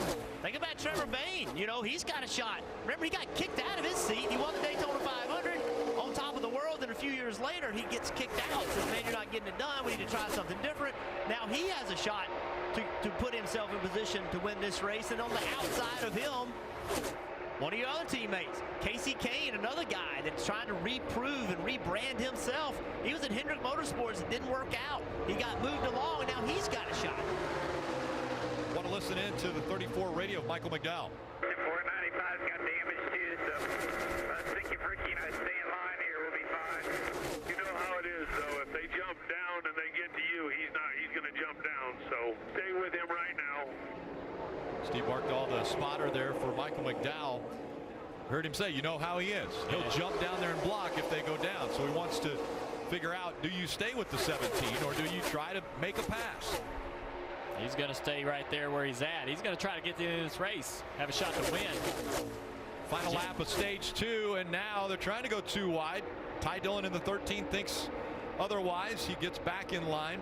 Trevor Bayne still trying something in the 6. Let's go, guys. Move around, make something happen. Will anyone try to get by Ricky Stenhouse Jr. as they work their way through 3 and 4, coming to the green-white checkered flag to end stage 2, and it looks as though it's going to be Ricky Stenhouse Jr. sweeping the first 2 stages. Before tonight, Roush Fenway has never won a stage, and now already 2. And you saw the difference between the end of the first stage and the end of the second stage, how much more aggressive that first stage end was. And Junior, that's just less cars. There's less opportunity.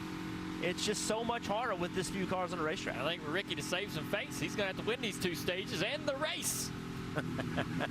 Well, we mentioned at the top of the show, aggressive, crazy. That pretty much sums up Ricky Stenhouse Jr. right now. He has been aggressive and crazy out there on the racetrack.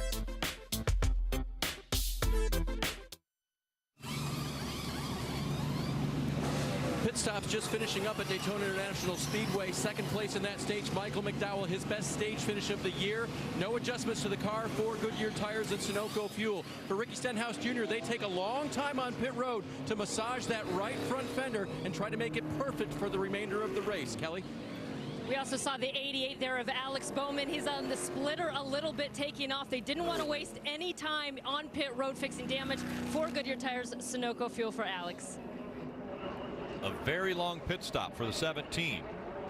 Rick, I'm shocked. I love what the 17 right here is doing. There are only 10, 12, 15 cars that are in this race. We just saw the Ricky Stenhouse Jr. in the 17 basically dominate that stage finish. No one could pull out, yet Brian Patty is taking the time to make his car better. I'm a little shocked. I thought these other crew chiefs, there's 80 laps to go. This race is only half over. Stop, massage their cars. Obviously, none of them had the speed to make a run on the 17. Junior, don't you think if you were in there, you'd be yelling at me, hey, let's take the time now. This car could be better.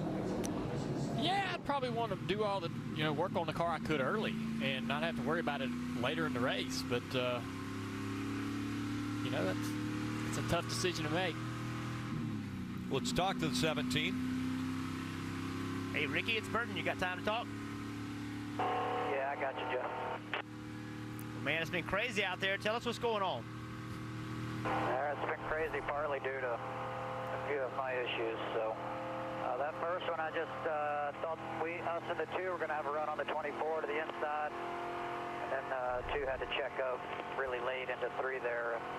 Then the other one, I just tried to side draft the 18 at the wrong place and got sucked into him and turned him around. So it's crazy here. It's, trying to get into the playoffs, gaining points, trying to put ourselves in positions for wins. So we got a really fast fifth, third, fourth, and hey, we tore up all our other Ford teammates. That was didn't go as planned. So we're going to have to do it with the teammates that we got left out here. Well, bud, we appreciate you taking some time. Good luck the rest of the evening. Thank you. Almost a somber driver interview there, even though he won the first 2 stages. Gladiator.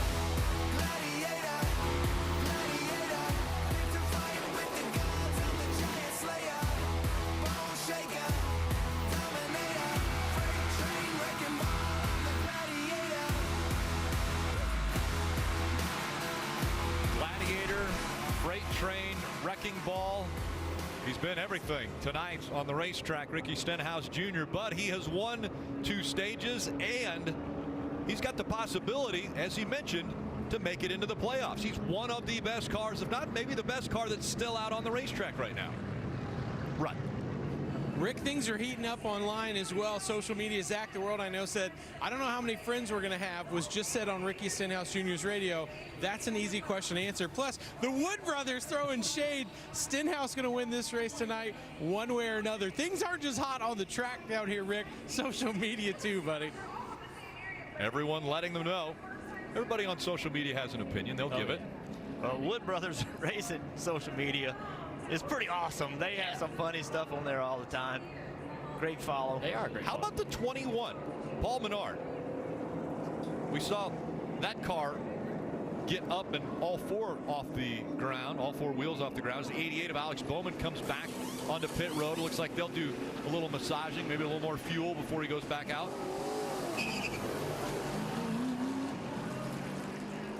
Who's going to take advantage? It's out there. The opportunity to make your year is right now. We've seen those big teams and drivers get knocked out. Who's going to step up? I mean, now is your chance. There's a weird balance of cars up there. There's a weird balance of cars up there. There's guys that are willing to take that chance, and there's guys that are just trying to survive the night. So it's hard to tell who's going to be the most aggressive. Here's the playoff standings right now. We're just barely in. Yeah, the points definitely are going to shake up a little bit. Stenhouse Jr., he's outside the top 16. Yeah, but he's coming. Oh, he's going to be coming. We know that. Up.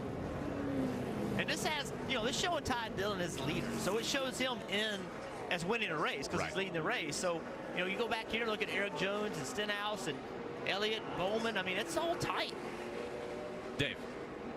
Rick, how about Truex? The first big one he missed because he had an uncontrolled tire penalty and was in the back and was guided through it. The second time, they had decided to lay back and missed the second big one. They've just been discussing it about this run, and here's the radio. A little worried about it, the whole thing going green, And there's so few cars, I don't know. That's why I say it, if it gets single file, everybody's going to stay there and ride. It's going to go green. You don't want to lose the lead pack. We're going to have a chance. Yeah, 10 point. I think we stick up in there for a bit. Hopefully it strings out. So laid back twice and made it, staying up in it for now.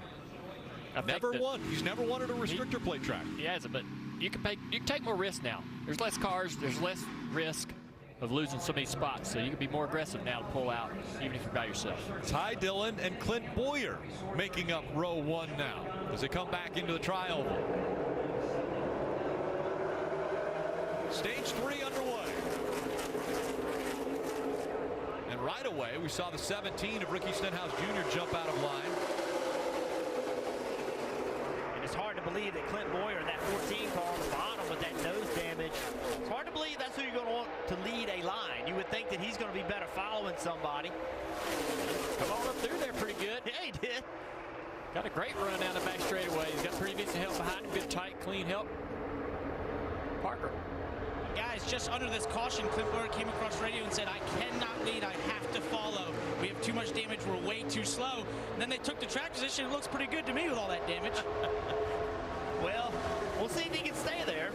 The key is who's behind him. If your cars behind you aren't real fast, then you might can stay up there. But if once those quality of cars, if you get really quick cars behind you, it's much more difficult. He's got Casey Kane in the 95 behind him right now. And then Michael McDowell, who we've continued to say over and over, is maybe outperforming what everyone thought he was going to be able to do. In the 34, currently running third again. We've seen him in the top 3 a lot already tonight. He was in top 5 finish here in this race last year, and he's got 2 top 5s in a row this track. So we heard on the radio, the 78 of Martin Truex Jr., they said, well, maybe, just kind of feel it out, see how it goes, and then drop to the back if you have to. Well, there's no dropping to the back right now. He's trying to get into the top 5. For once, that outside line's not working as well, and he started in that inside line. He's just taking advantage of it as it's moving forward. Hey guys, and shame on me. I mentioned that I thought the 78 was the only winner from this year that had a car that could win the race. And here Clint Boyer's proving me wrong, leading with all that damage. I see one guy that might save the night, and that's the 6 car, Trevor Bayne. He's making some moves. He ain't going to sit here and ride. And McDowell, McDowell moves to the outside of Casey Kane, tries to get that outside line working, and Clint Boyer moves up to block. Down to the bottom of the racetrack goes McDowell, trying to take the lead away. He's got help. Yeah, he's got great help from Trevor Bayne. Trevor is going to move around. He's going to try to make something happen. He started all that back in turn 1, or entering turn 1. All that began. That whole run was organized there. Michael McDowell leading at Daytona.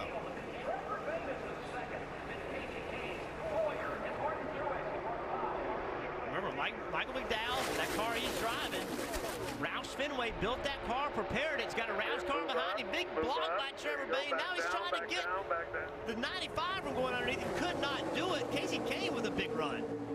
And he blocks the 95. So Michael McDowell stays in front of the momentum. Up to third now, Martin Truex Jr. This is the time now, Mike. Cars on the bottom running with you. You in the 95, 78. That Harvick, where did he come from? He was on red. the bottom, the 17 is 4 now, so we know how strong he is. We're going to watch that 95 now. He's the bottom right now, nothing on the outside. 78 is trying to push that 95.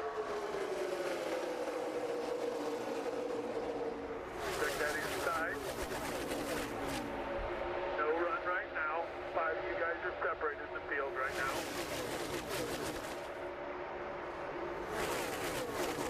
5 half back. No run. 78's coming to him. Still half back on you. 95's going back to the 78. Still in line. In line. That's it. Don't be afraid to just to pick off that bottom. Get in the corner. Still in line. Gonna try to, there you go. Protect the bottom. Protect the bottom. About the first 12 are in line, but they all got pretty tight back there, so we just gotta be careful here. Keep protecting that 95 behind you. The voice you're hearing is Steve Barkdahl, the spotter. Move you up in front of him. Let him push us for a while. Still 95 1 back. He's 1 ahead of the 77 or 17. Bottom still got the run. 95 still with you.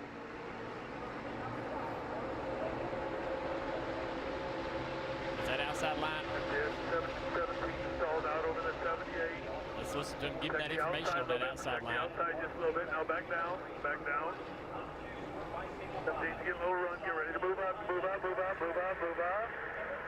Get that run from him. Get that push from him. Then you go back down once you feel it. I got to get the chance to go down. 17 in line with you. 95 on the bottom. Everybody 2 by 2.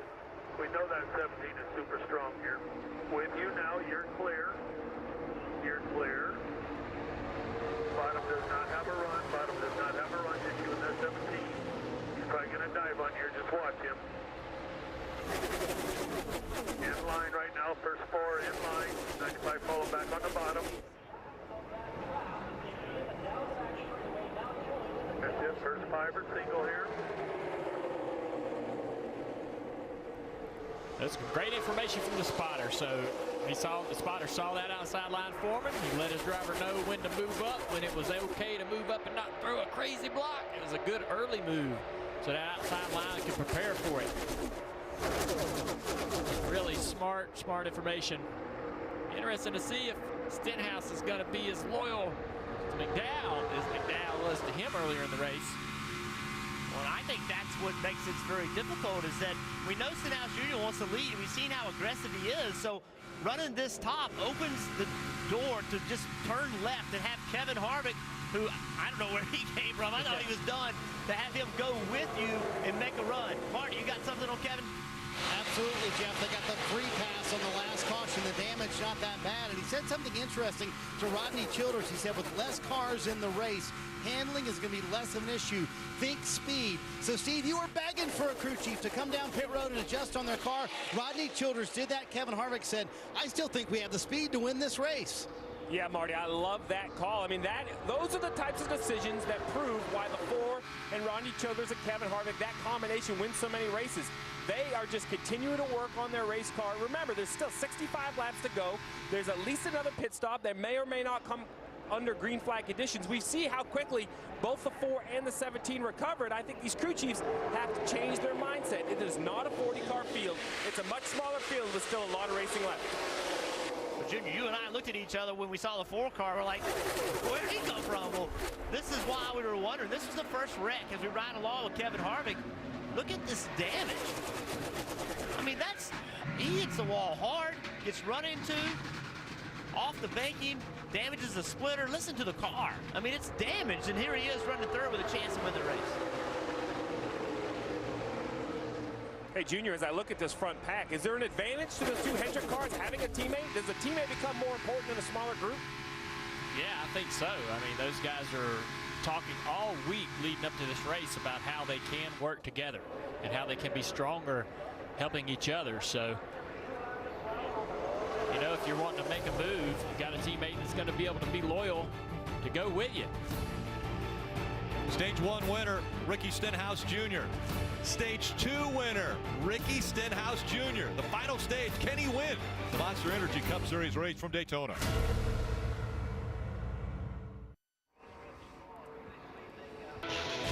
Amazing 2 weeks already as NBC comes back to cover the races for the Monster Energy Cup Series. Well, it's going to continue next week. Night race at Kentucky next Saturday night, 7:30 Eastern. Man, I want to go downstairs here and talk to my crew chief, Steve Letarte. 9 laps to go. I don't care if I come down pit road. I can drive this thing to the front. How come you didn't bring me down pit road to make me better? Man, I think even with a small pack like this, you don't want to give up track position. You got to keep it towards the front. This is really the most frustrating time for a crew chief. You get inside about 20 laps to go to a restricted plate track, and we truly become fans as well. We're coaching our driver on, trying to cheerlead him in the spotter. But as far as duties in the race, mine ended about 15 or 20 laps ago. Now I'm just a fan. Very true. Well, That's how it always went. The next big decision is what lane is Kasey Kahne going to pick. So he's the leader of the race. He's going to be able to pick his lane. And I think what he's got to decide is 2 things. Number 1, who does he think is going to push him the best? And number 2, which lane is going to be better, the bottom or the top? And this is going to be a tough decision for Kasey Kahne. And we've seen these drivers. They'll signal to the driver behind them when to go. All right, if you're outside lane, everybody can see you. Right. Everybody can see you signaling when you're going to throttle up. So if you're on the inside line, you're hiding that from whoever is on the outside line. So far tonight, that inside line has prevailed. And he can signal to the guy behind him, get that push. Nobody else in the outside line sees it. They get the jump. That's what I'd do. And what makes it so frustrating is, you know, the option the leader or anyone on the front row has to take the lead can be back in row 2, row 3, row 4. So many times we've seen, you know, the push. It's not the front row, not even the front 2 cars. It can be all the way back as we see the 48 of Jimmy Johnson. Rick, you mentioned it. He came down, had a penalty, rode it around, finally got his lap back, Dave. Now he's on pit road getting 4 tires. And Steve, I mentioned the 2 battery changes earlier. It was an amperage thing that Jimmy was reporting, and you see he gets a chassis adjustment there as well. They just wanted to be safe. The first time it was kind of low. The second time it was not as low, but Chad Knaus made the decision to say, we need to keep that thing running regardless. So they've changed the battery twice. Now they get the free pass. Jimmy Johnson is back in the game. Yeah, it's obviously an electrical issue for Jimmy Johnson. What you have to ask yourself, Dave, you know, if it gets low enough on volts, it can start to hurt the power, and that's the last thing this 48 needs, trying to come back through the field, Marty. They're going to have all the power available to that Chevrolet. Well, Steve, we always talk about the driver, but what about the owner? Bob Levine is a home builder from Texas with a passion for racing. 8 years ago, he started this race team out of his own money and has funded it from his own money for years. 165 races later, they still have yet to get to victory lane. Imagine what he's going through right now. I asked him a moment ago, you a little nervous? He said, what do you think? So, Junior, you've been in this position before. You're sitting here trying to get that first ever win as an organization. A lot of nerves going on in this 95 pit. Absolutely. I mean, this is why they start this team, to go to victory lane. And they've been struggling to find victory lane for years. There's a very low budget team. They started this team to make a positive impact in the sport and their community. I mean, these are great people. Could be an incredibly important night for them to go to victory lane. And this is why they hired Kasey Kahne. When he became available, they wanted a big name driver, and they got Kasey Kahne. Guys, it's been an incredible night already. Let's catch everyone up on what's happened. Well, starting out, Ricky Stenhouse Jr., he's been in the heat of the battle all night, good and bad. One stage 1, one stage 2. Steve or Ricky Stenhouse Jr. Not all of it's been good, though, Junior. That's right. We're going to see the first accident. Stenhouse gets into the back of the 2 car. William Byron throwing the block. Stenhouse turns left and kind of goes across the back of the bumper of the 2, turns him around a little bit. This is the second accident where Stenhouse is getting a little crazy with the side draft. He gets into the back of the side of the 18 car. Martin Truex Jr., he decided, hey, I'm done with this. Too much craziness. I don't want to be in the middle of this. But then it became time to go get that trophy, and he just drove his car to the front and drug that entire bottom line with him. Great drive back to the front by Martin Truex Jr. I tell you what, guys, the one thing we didn't see was the wild ride that the 17 and 42 had also, because when the 42 went spinning around, the 17 got caught up in that. Nowhere to go there. He doesn't know he has a left rear tire going down. And didn't really suffer a lot of damage. They did a good job repairing this car and giving him a shot until the left rear tire blew up. All right, so Casey Kane's made his choice. He's decided he's going to go to the top. He's got Martin Truex behind him. I'm sorry, he's got Alex Bowman behind him with a little bit of damage. Yeah. Martin Truex Jr. is on the bottom lane. Martin's car pretty much unscathed. Maybe the only one, that in the Toyota car. The only one that doesn't have damage. I don't know about this pick, but as a driver, you got to take your best choice, and you just got to stick with it. Go with the guy you think's going to push you the best. Yeah, I just worry that he's showing his hand, literally, when he gives the signal, which I expect most drivers will. When he gives the signal to Bowman behind him, he's basically giving the signal to Kevin Harvick as well. And guys, listen, you talked about all the guys that need a win. How about the big 3 lined up again, 2 of them in the inside row? Can they get another win? Casey Kane, the control car in the 95, and they're all coming up to speed together, nose to tail. The top 14 cars. I don't know if that outside line is going to do it for Casey. Kevin Harvick on the bottom, Casey Kane up high. Under 6 laps to go. Down the backstretch they go again. Harvick's still there, and he's got the momentum. 78's going to side draft the corner of the 95, inevitably. But the 95 is hanging tight on the right rear corner here of Harvick on quarter exit, but Truex going to push him through here, I believe. He needs Bowman to get behind him. The 95 does. Truex not there. Harvick to the lead. 5 to go. And now Harvick will try to block whichever line has momentum. Truex has cleared the pack as well. Wow, we saw how strong Martin Truex Jr.'s car was earlier. I couldn't believe how close Truex got to his bumper right there. He falls back a little bit. Look at that run the 14 had, pushing to 78. Truex ain't going to take it. Wow. He's just going to shove the 4 a little bit farther forward. I wonder if he didn't take it because of his teammate, or the teammate to the 4 cars behind him. Into the wall again. This time Eric Almirola caught up. The 00 of Joey Gase and the 34, who had a great run tonight, gets caught up in it, Michael McDowell. Oh, Jimmy Johnson as well. The 48 of Jimmy Johnson just got back on the lead lap. Not a lot of damage to the 48, though. We're on your way, fellas. And a wheel rolling down the racetrack. That thing still has the hub and everything in it. Broke off from the axle, broke off from the housing, looks like. See the smoke on the right front of the 48. There you see, that's where the wheel was on Eric's car. Almirola completely ripped it off of the housing. This must have been heavy contact to do that. Michael McDowell trying to climb out of the 34. You feel bad for Michael McDowell. Wheel still going. Michael McDowell had such a good night going, led some of this.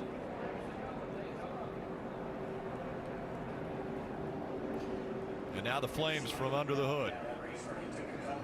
What a great night Michael McDowell had up until that point. Hey, they knew they were here. I can promise you that. He had a shot to win this race, showed he could run up front.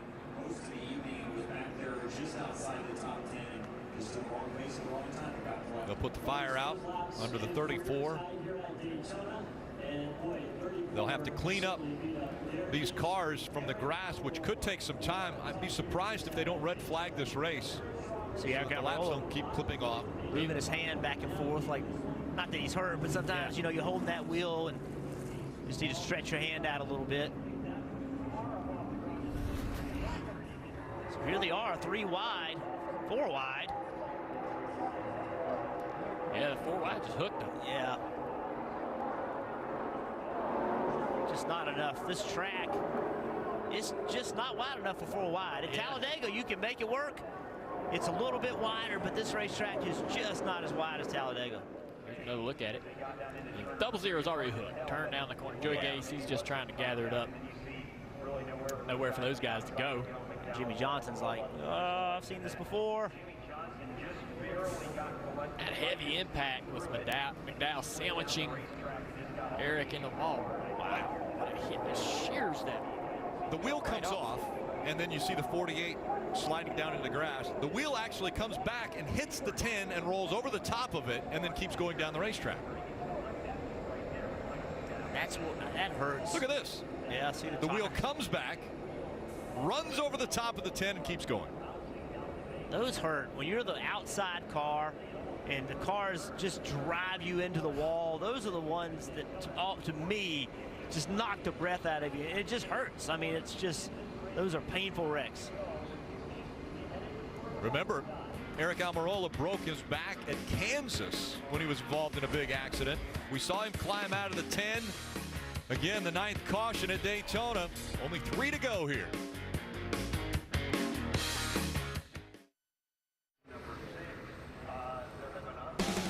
Cleanup continuing, and it looks like we'll go overtime again at Daytona. We have seen a few overtimes at this racetrack.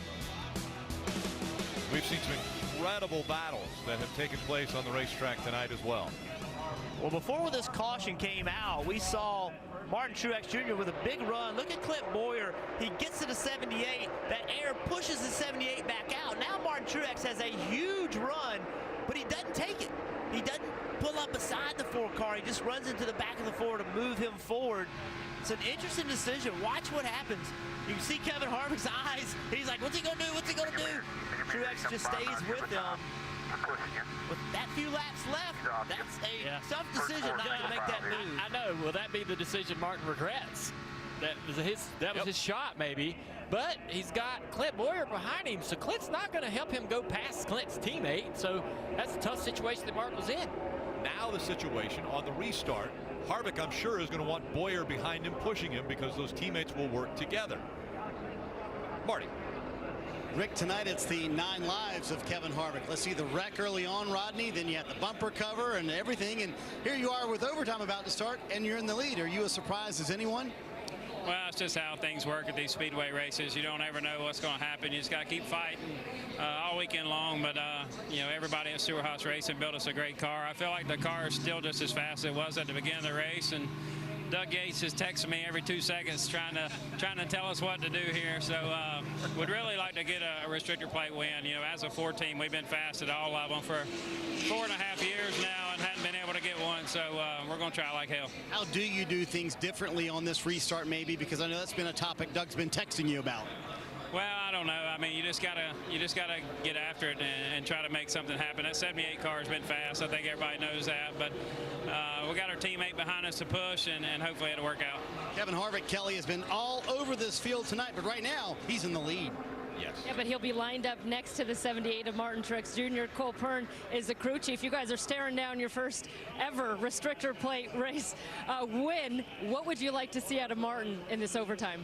Hopefully we can just get a good clean start. I mean, our car seems to have really good speed, feel pretty good about it, so who knows? I mean, it's, you know, so much of it's getting up speed, and one lane stays together better, so hopefully it'll work out, who knows? How have you guys managed to survive this long? We've seen you drop back, then you had the speed to catch right back up. What's the night been like? Yeah, we've, you know, wanted to stay out of trouble all night, and we managed to do that, and, you know, here we're sitting having a shot at it, which is pretty unfamiliar for us, so who knows? We'll take whatever we can get here. All right, we're looking forward to it. Rick? It's been amazing. And so now you see them line up 2 by 2, and Kevin Harvick has chosen the inside line, which means his teammate will be right behind him with Clint Boyer. Let's listen into the 4 radio. There's something to think about here. 78 speed 2, 14 speed 3, and the 20 speed 4. So if you're on the bottom, the 14 will be with you. If you're on the top, the 20 will be with you. That's a no-brainer. I'm going with the 14. There you go. Confidence, right? I love that. I made my decision right now. Didn't even have to think about it. That was a great interview for Rodney Childers, talking about Doug Yates calling him, texting him, telling him what to do. Yates Racing, Robert Yates, his dad, man, this is it. Plate racing, they love it, and they just have a passion for it. And you know Doug Yates wants to win this race. Plate racing means so much to that company and that family. All right, Jeff Jr., take a look at this. Top 3, well, they account for 10 wins already this season. The rest of the top 10 haven't won yet. You talk about Eric Jones. He snuck up in there and had a quiet but effective afternoon. Bain, man, you know, he's trying to prove himself, having lost some races this year.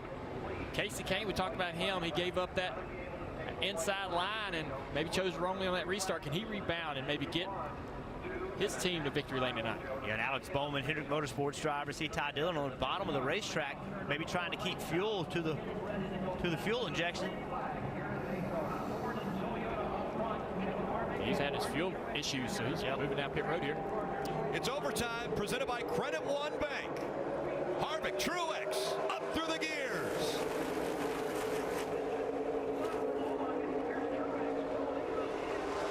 Everybody's pushing. That outside line looking a little better right now, but we got to go down in the turn here, and the shorter distance is on the bottom. They're back together, though. Truex has got the help. Eric Jones, look at Eric Jones doing such a great job. Pushing Martin Truex Jr. in the lead, and they come apart, but Truex is clear. But Harvick has no help. There's nobody on the bottom to help Harvick. Now the 95 is pushing Eric Jones. Now he clears Harvick. The run is coming from the top. In the 95, trying to move up toward the front as well. He's going to push the 20. The 78 of Martin Truex Jr. out front. Coming out of turn 4. Once they get the white flag, the next flag will call it the 14 around. Boyer into the wall. The caution comes out just before they get to the start-finish line. Some big impacts. Bain caught up, as is Bubba Wallace. Brendan Gaughan also in this.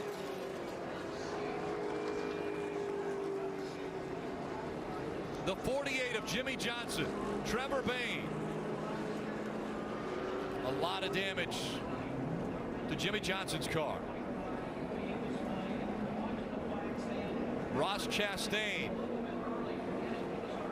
major damage to the 15. Overtime rules. You have to get back to take the white flag for it to be a complete race. Otherwise, they'll try again. This time, the caution came out just before Martin Truex Jr. got to the finish line. And we see Jimmy Johnson climbing out of the window. So they will try overtime one more time. You see Trevor Bain. He's won at this racetrack before, as you mentioned, trying to prove himself again. Clint Boyer got sideways in the tri-oval, hit the wall hard.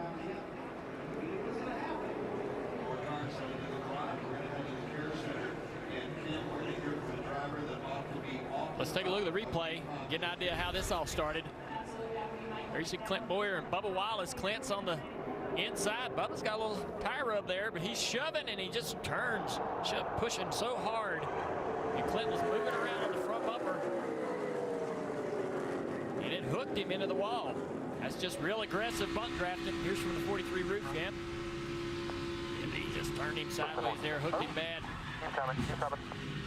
That's just really aggressive pushing. Really aggressive bump drafting, which is what's going to happen at the end of these races. Yeah, they got misaligned. When they got misaligned, here's Kevin Harvick. I'll help you. Keep digging here. Very first. Keep coming, keep coming, keep coming, keep coming.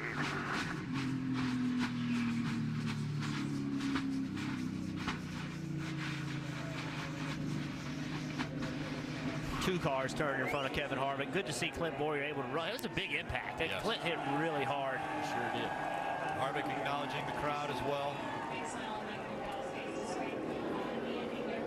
Two teammates are going to talk about it. Two teammates, two great friends right there. Trying to figure out how that started and how that happened. You know they're talking about it. Normally they would take a ride in the ambulance back to the infield care center. They didn't want to wait around for that. They decided they would take the walk themselves.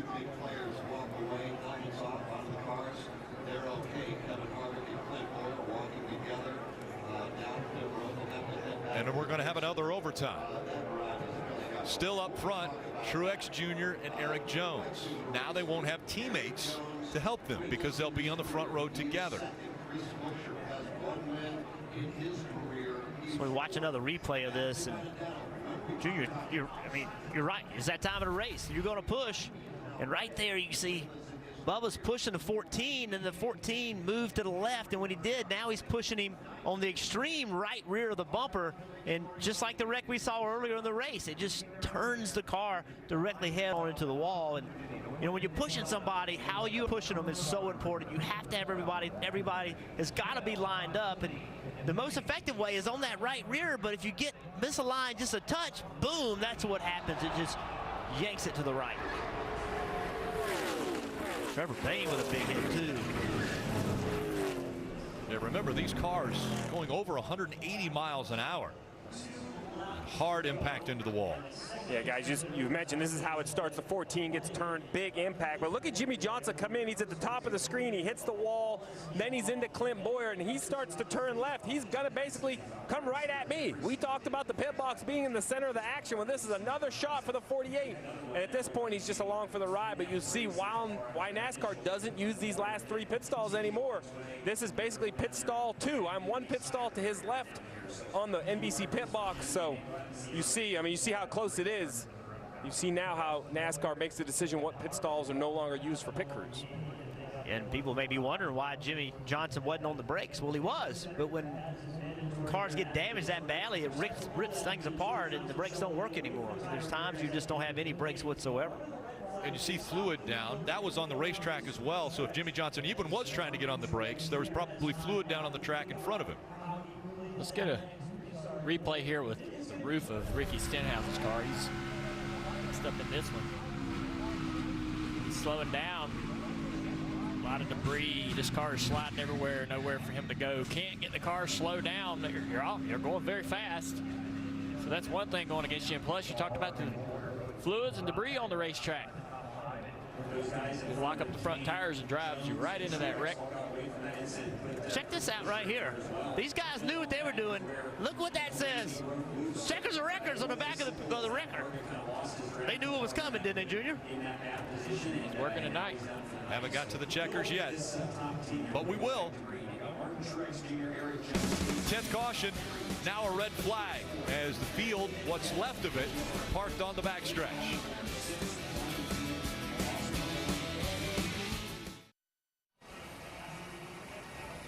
Getting ready for the second overtime for the Monster Energy Cup Series Coke Zero Sugar 400 from Daytona International Speedway. Want to listen into a little radio from the 78 and the 20 team. 420 did awesome there, man. They sure did. Yards, we had it about 100 yards. It's all good. We're going to do it again here. Well, damn, it's exciting. I can tell you that, Jones. We always make it exciting. Yeah, it's been a good super speedway race at this point. So they're complimenting Eric Jones there as far as pushing the 78, getting him out front, and how close they were to getting that white flag. Oh, that white flag means Martin Truex Jr. is a winner, but he didn't make it. So now he has a tough choice to make because he doesn't have Eric Jones behind him now. The guy that he said did such a great job, he's going to have to take a pick. He's got Chris Buescher. Is a guy he could pick. I don't know. I don't know what his pick will be, or Casey Kane. Usually this is how it works. So if you're the leader and you're going to hand signal the car behind you, you signal for him to throttle up, not you. And so when he throttles up, that is an assured bump draft. Right. That's going to happen. And as soon as you wave for him to throttle, then you throttle like a split second later. That guarantees you'll lock bumpers, and then he can shove you out in the lead. And so to give that signal, I want to be on the inside and not show my hand to the guys if I'm in the outside line. And the control car does that first, which right now that's Martin Truex Jr., whichever lane he chooses. So I go to the inside. And you also have to have the discipline. If he's not locked onto your bumper, you got to drag that brake. You got to pull a little bit of throttle out. But the guy on the outside, he's moving away from you. It's so hard to do. I will but not lift off the gas. sometimes- I don't even care if it's probably what I'm supposed to be doing. It's hard to lift and think that's what's going to help you. All right, crew chief, Peacock Pit Box, what's it going for this last start? Listen, I'm going to pick the bottom just because I think the bottom is the place to be. I think the cars on the bottom are forced to stay there through 1 and 2. They can't jump out of line. The guys in the outside row, 3rd, 4th, 5th in position, they can bail up. They can move up a lane. On the bottom, I think the push stays more consistent all the way to the exit of 2. Now, you get off turn 2, it's game on. I'm not sure what happens down the backstretch, but if you can just get the first mile of this track underway, I think you have the best chance to win it. Okay, so the crew chief says get that first mile underway. Well, we saw them get almost 2.5 miles completed before the chaos took place in the trial. Yeah, I'm not saying that outside line can't do it. We've seen it happen. But if you get a good start, get a good push into turn 1, and then you have the shorter distance, it just seems like the better option to go with. Matt DiBenedetto, Chris Buescher running 5th and 4th.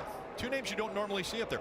Remember when I said Allmendinger was one of the 2 drivers that has 3 consecutive top 10 finishes at restrictor plate tracks? Well, guess what? He's in the top 6. That's right. Back in 8th place, DJ Kennington. We've seen him spinning down the back straightaway. The other thing that we've seen on these restarts, the cars that are in the 3rd lane can influence it as well. So, you know, we're talking about, say, the 37 pushing the 20, but also the 47 being able to push the 37. That's so important, and they're teammates. So if the 47 can do a good job of pushing the 37, then that makes the 20 get pushed as well. So what I'm looking at right now is a 32 car. How can he push compared to the 47? Now we're 3 rows back, but it will influence how this restart happens. See, DiBenedetto has trouble. He has damage on his car, so I don't think that lane is going to be able to push as well as the 47.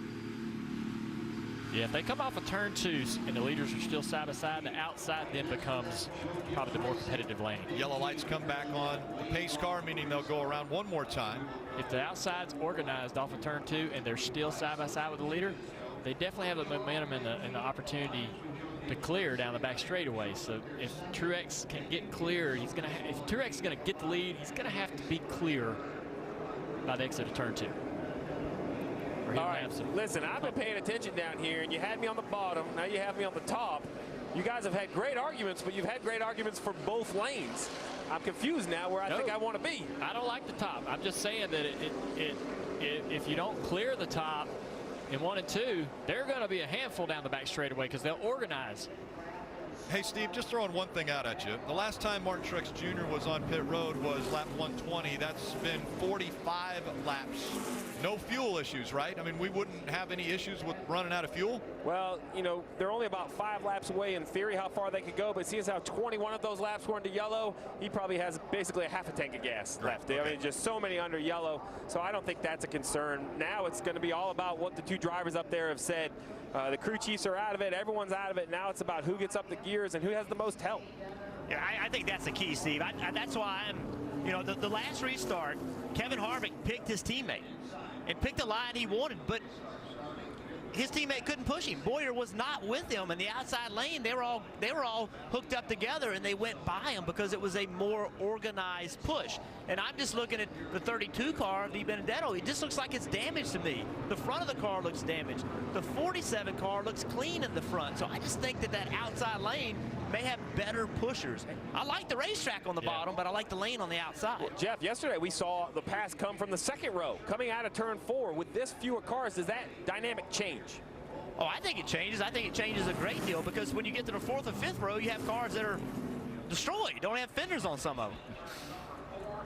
Well, the fans know that it's about to get crazy again because they have all come to their feet one more time. It'll be 2 laps, overtime for the 2nd time. Coming up again, Martin Truex Jr. on the inside. His teammate at Joe Gibbs Racing, Eric Jones, will be on the outside.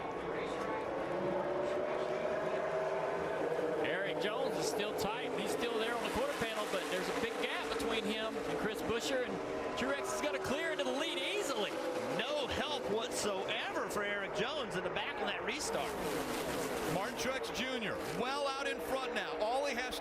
block, but here comes Casey Kane to the high side. Kane wants to take the lead away as they go down the backstretch. Great move. Now can he clear him? Truex side drafted him, trying to slow him down. Outside line's coming, outside line's coming. Moving to the outside, Eric Jones is going to go by Casey Kane.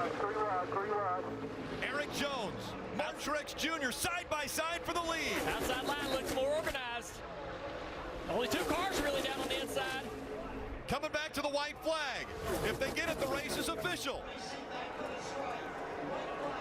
2.5 miles to go at Daytona.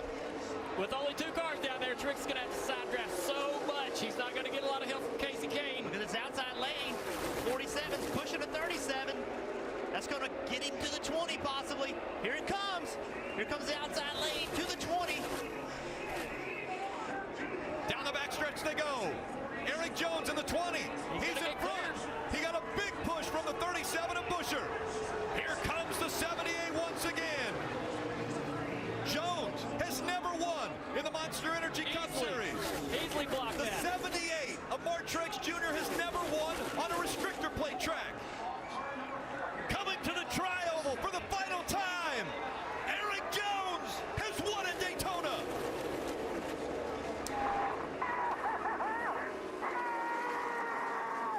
Listen to that emotion. Zappy.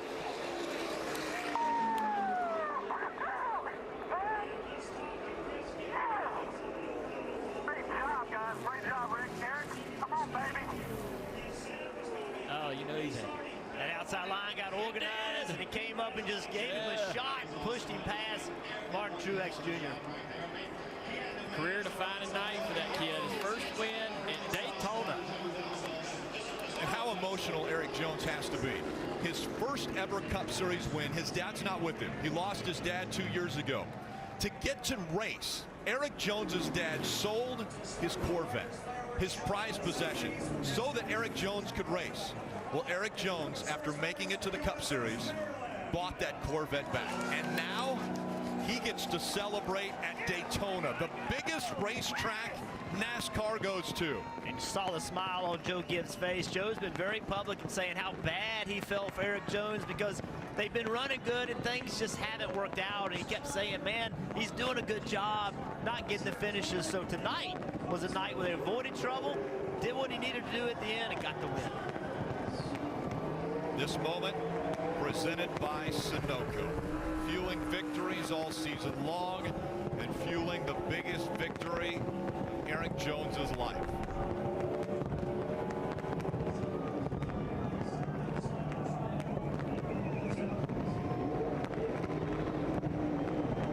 The crowd here on this 4th of July weekend,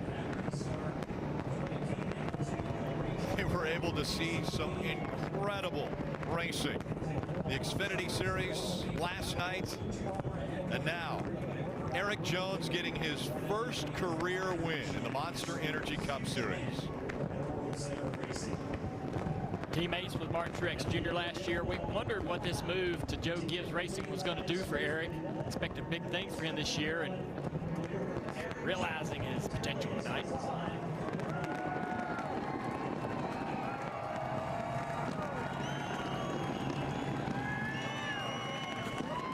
Let's go to Rutledge Wood. Rick, it is all smiles from Eric Jones down here, picking up his first Cup Series win at Daytona. Eric, how do you feel, buddy? You did it. Congratulations. Oh, boy. How about that race, boys and girls? Huh?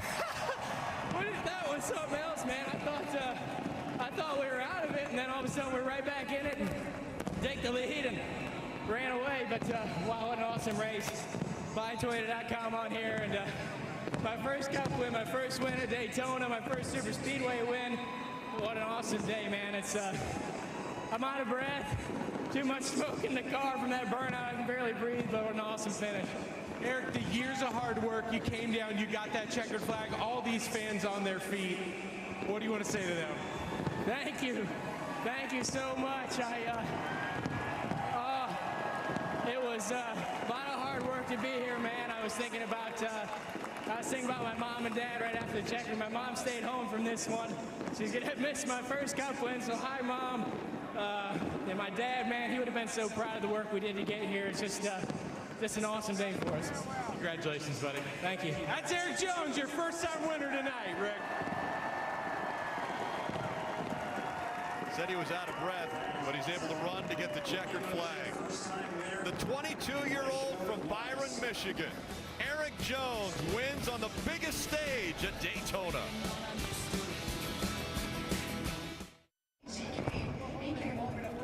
We're here with you, and post-race coverage will continue. Coming up next on NBCSN as the journey to the most coveted ground in all of Daytona Beach, Victory Lane. And Junior, talk about this. I mean, this is a drive that this young man will remember the rest of his life. That's right. I mean, he's winning on what I've told you earlier today, NASCAR's biggest stage. This racetrack is sort of the foundation of our sport, and he gets to drive into very, very hallowed grounds, you know, and he knows this. You know, he's such a racer and such a purist at heart. He knows how important and how big this is for him. It is a little bit of a long drive, so you get that anticipation as you pull in there. Gatorade Victory Lane. You make that turn right there, and you get to see that crew. These guys start showing their emotion, excitement, and happiness for you. And he's the real deal. That is the best place to pull into after a race. Parker. Guys, we're down here in Victory Lane. Eric Jones is going to get out of the car here. Daytona, a bunch of Gatorade, confetti. The emotion of the first win. Eric, I know how bad you've wanted this first win. Just tell me what it means to you to be at Daytona and get it and be locked into the playoffs the first time in your career. Oh, man, what a day, what a day. I didn't think we were going to have a shot to win it there about halfway, and got ourselves back into contention. The guys did a great job getting this thing fixed up and getting the buytoyota.com Camry into Victory Lane. I mean, I've never been that good on super speedways and never really thought this was our shot to win, but to get here tonight, it's pretty awesome, man. It's a first win, and there's not much that's felt better than this one. What emotion, Rick? You don't even care about confetti on your face. More live coverage from Daytona coming up next on NBCSN with the post-race show. Coming up next on NBC, your late local news, except on the West Coast. More first-time winners than any other racetrack at Daytona. And it happens for that young man. Eric Jones wins at Daytona.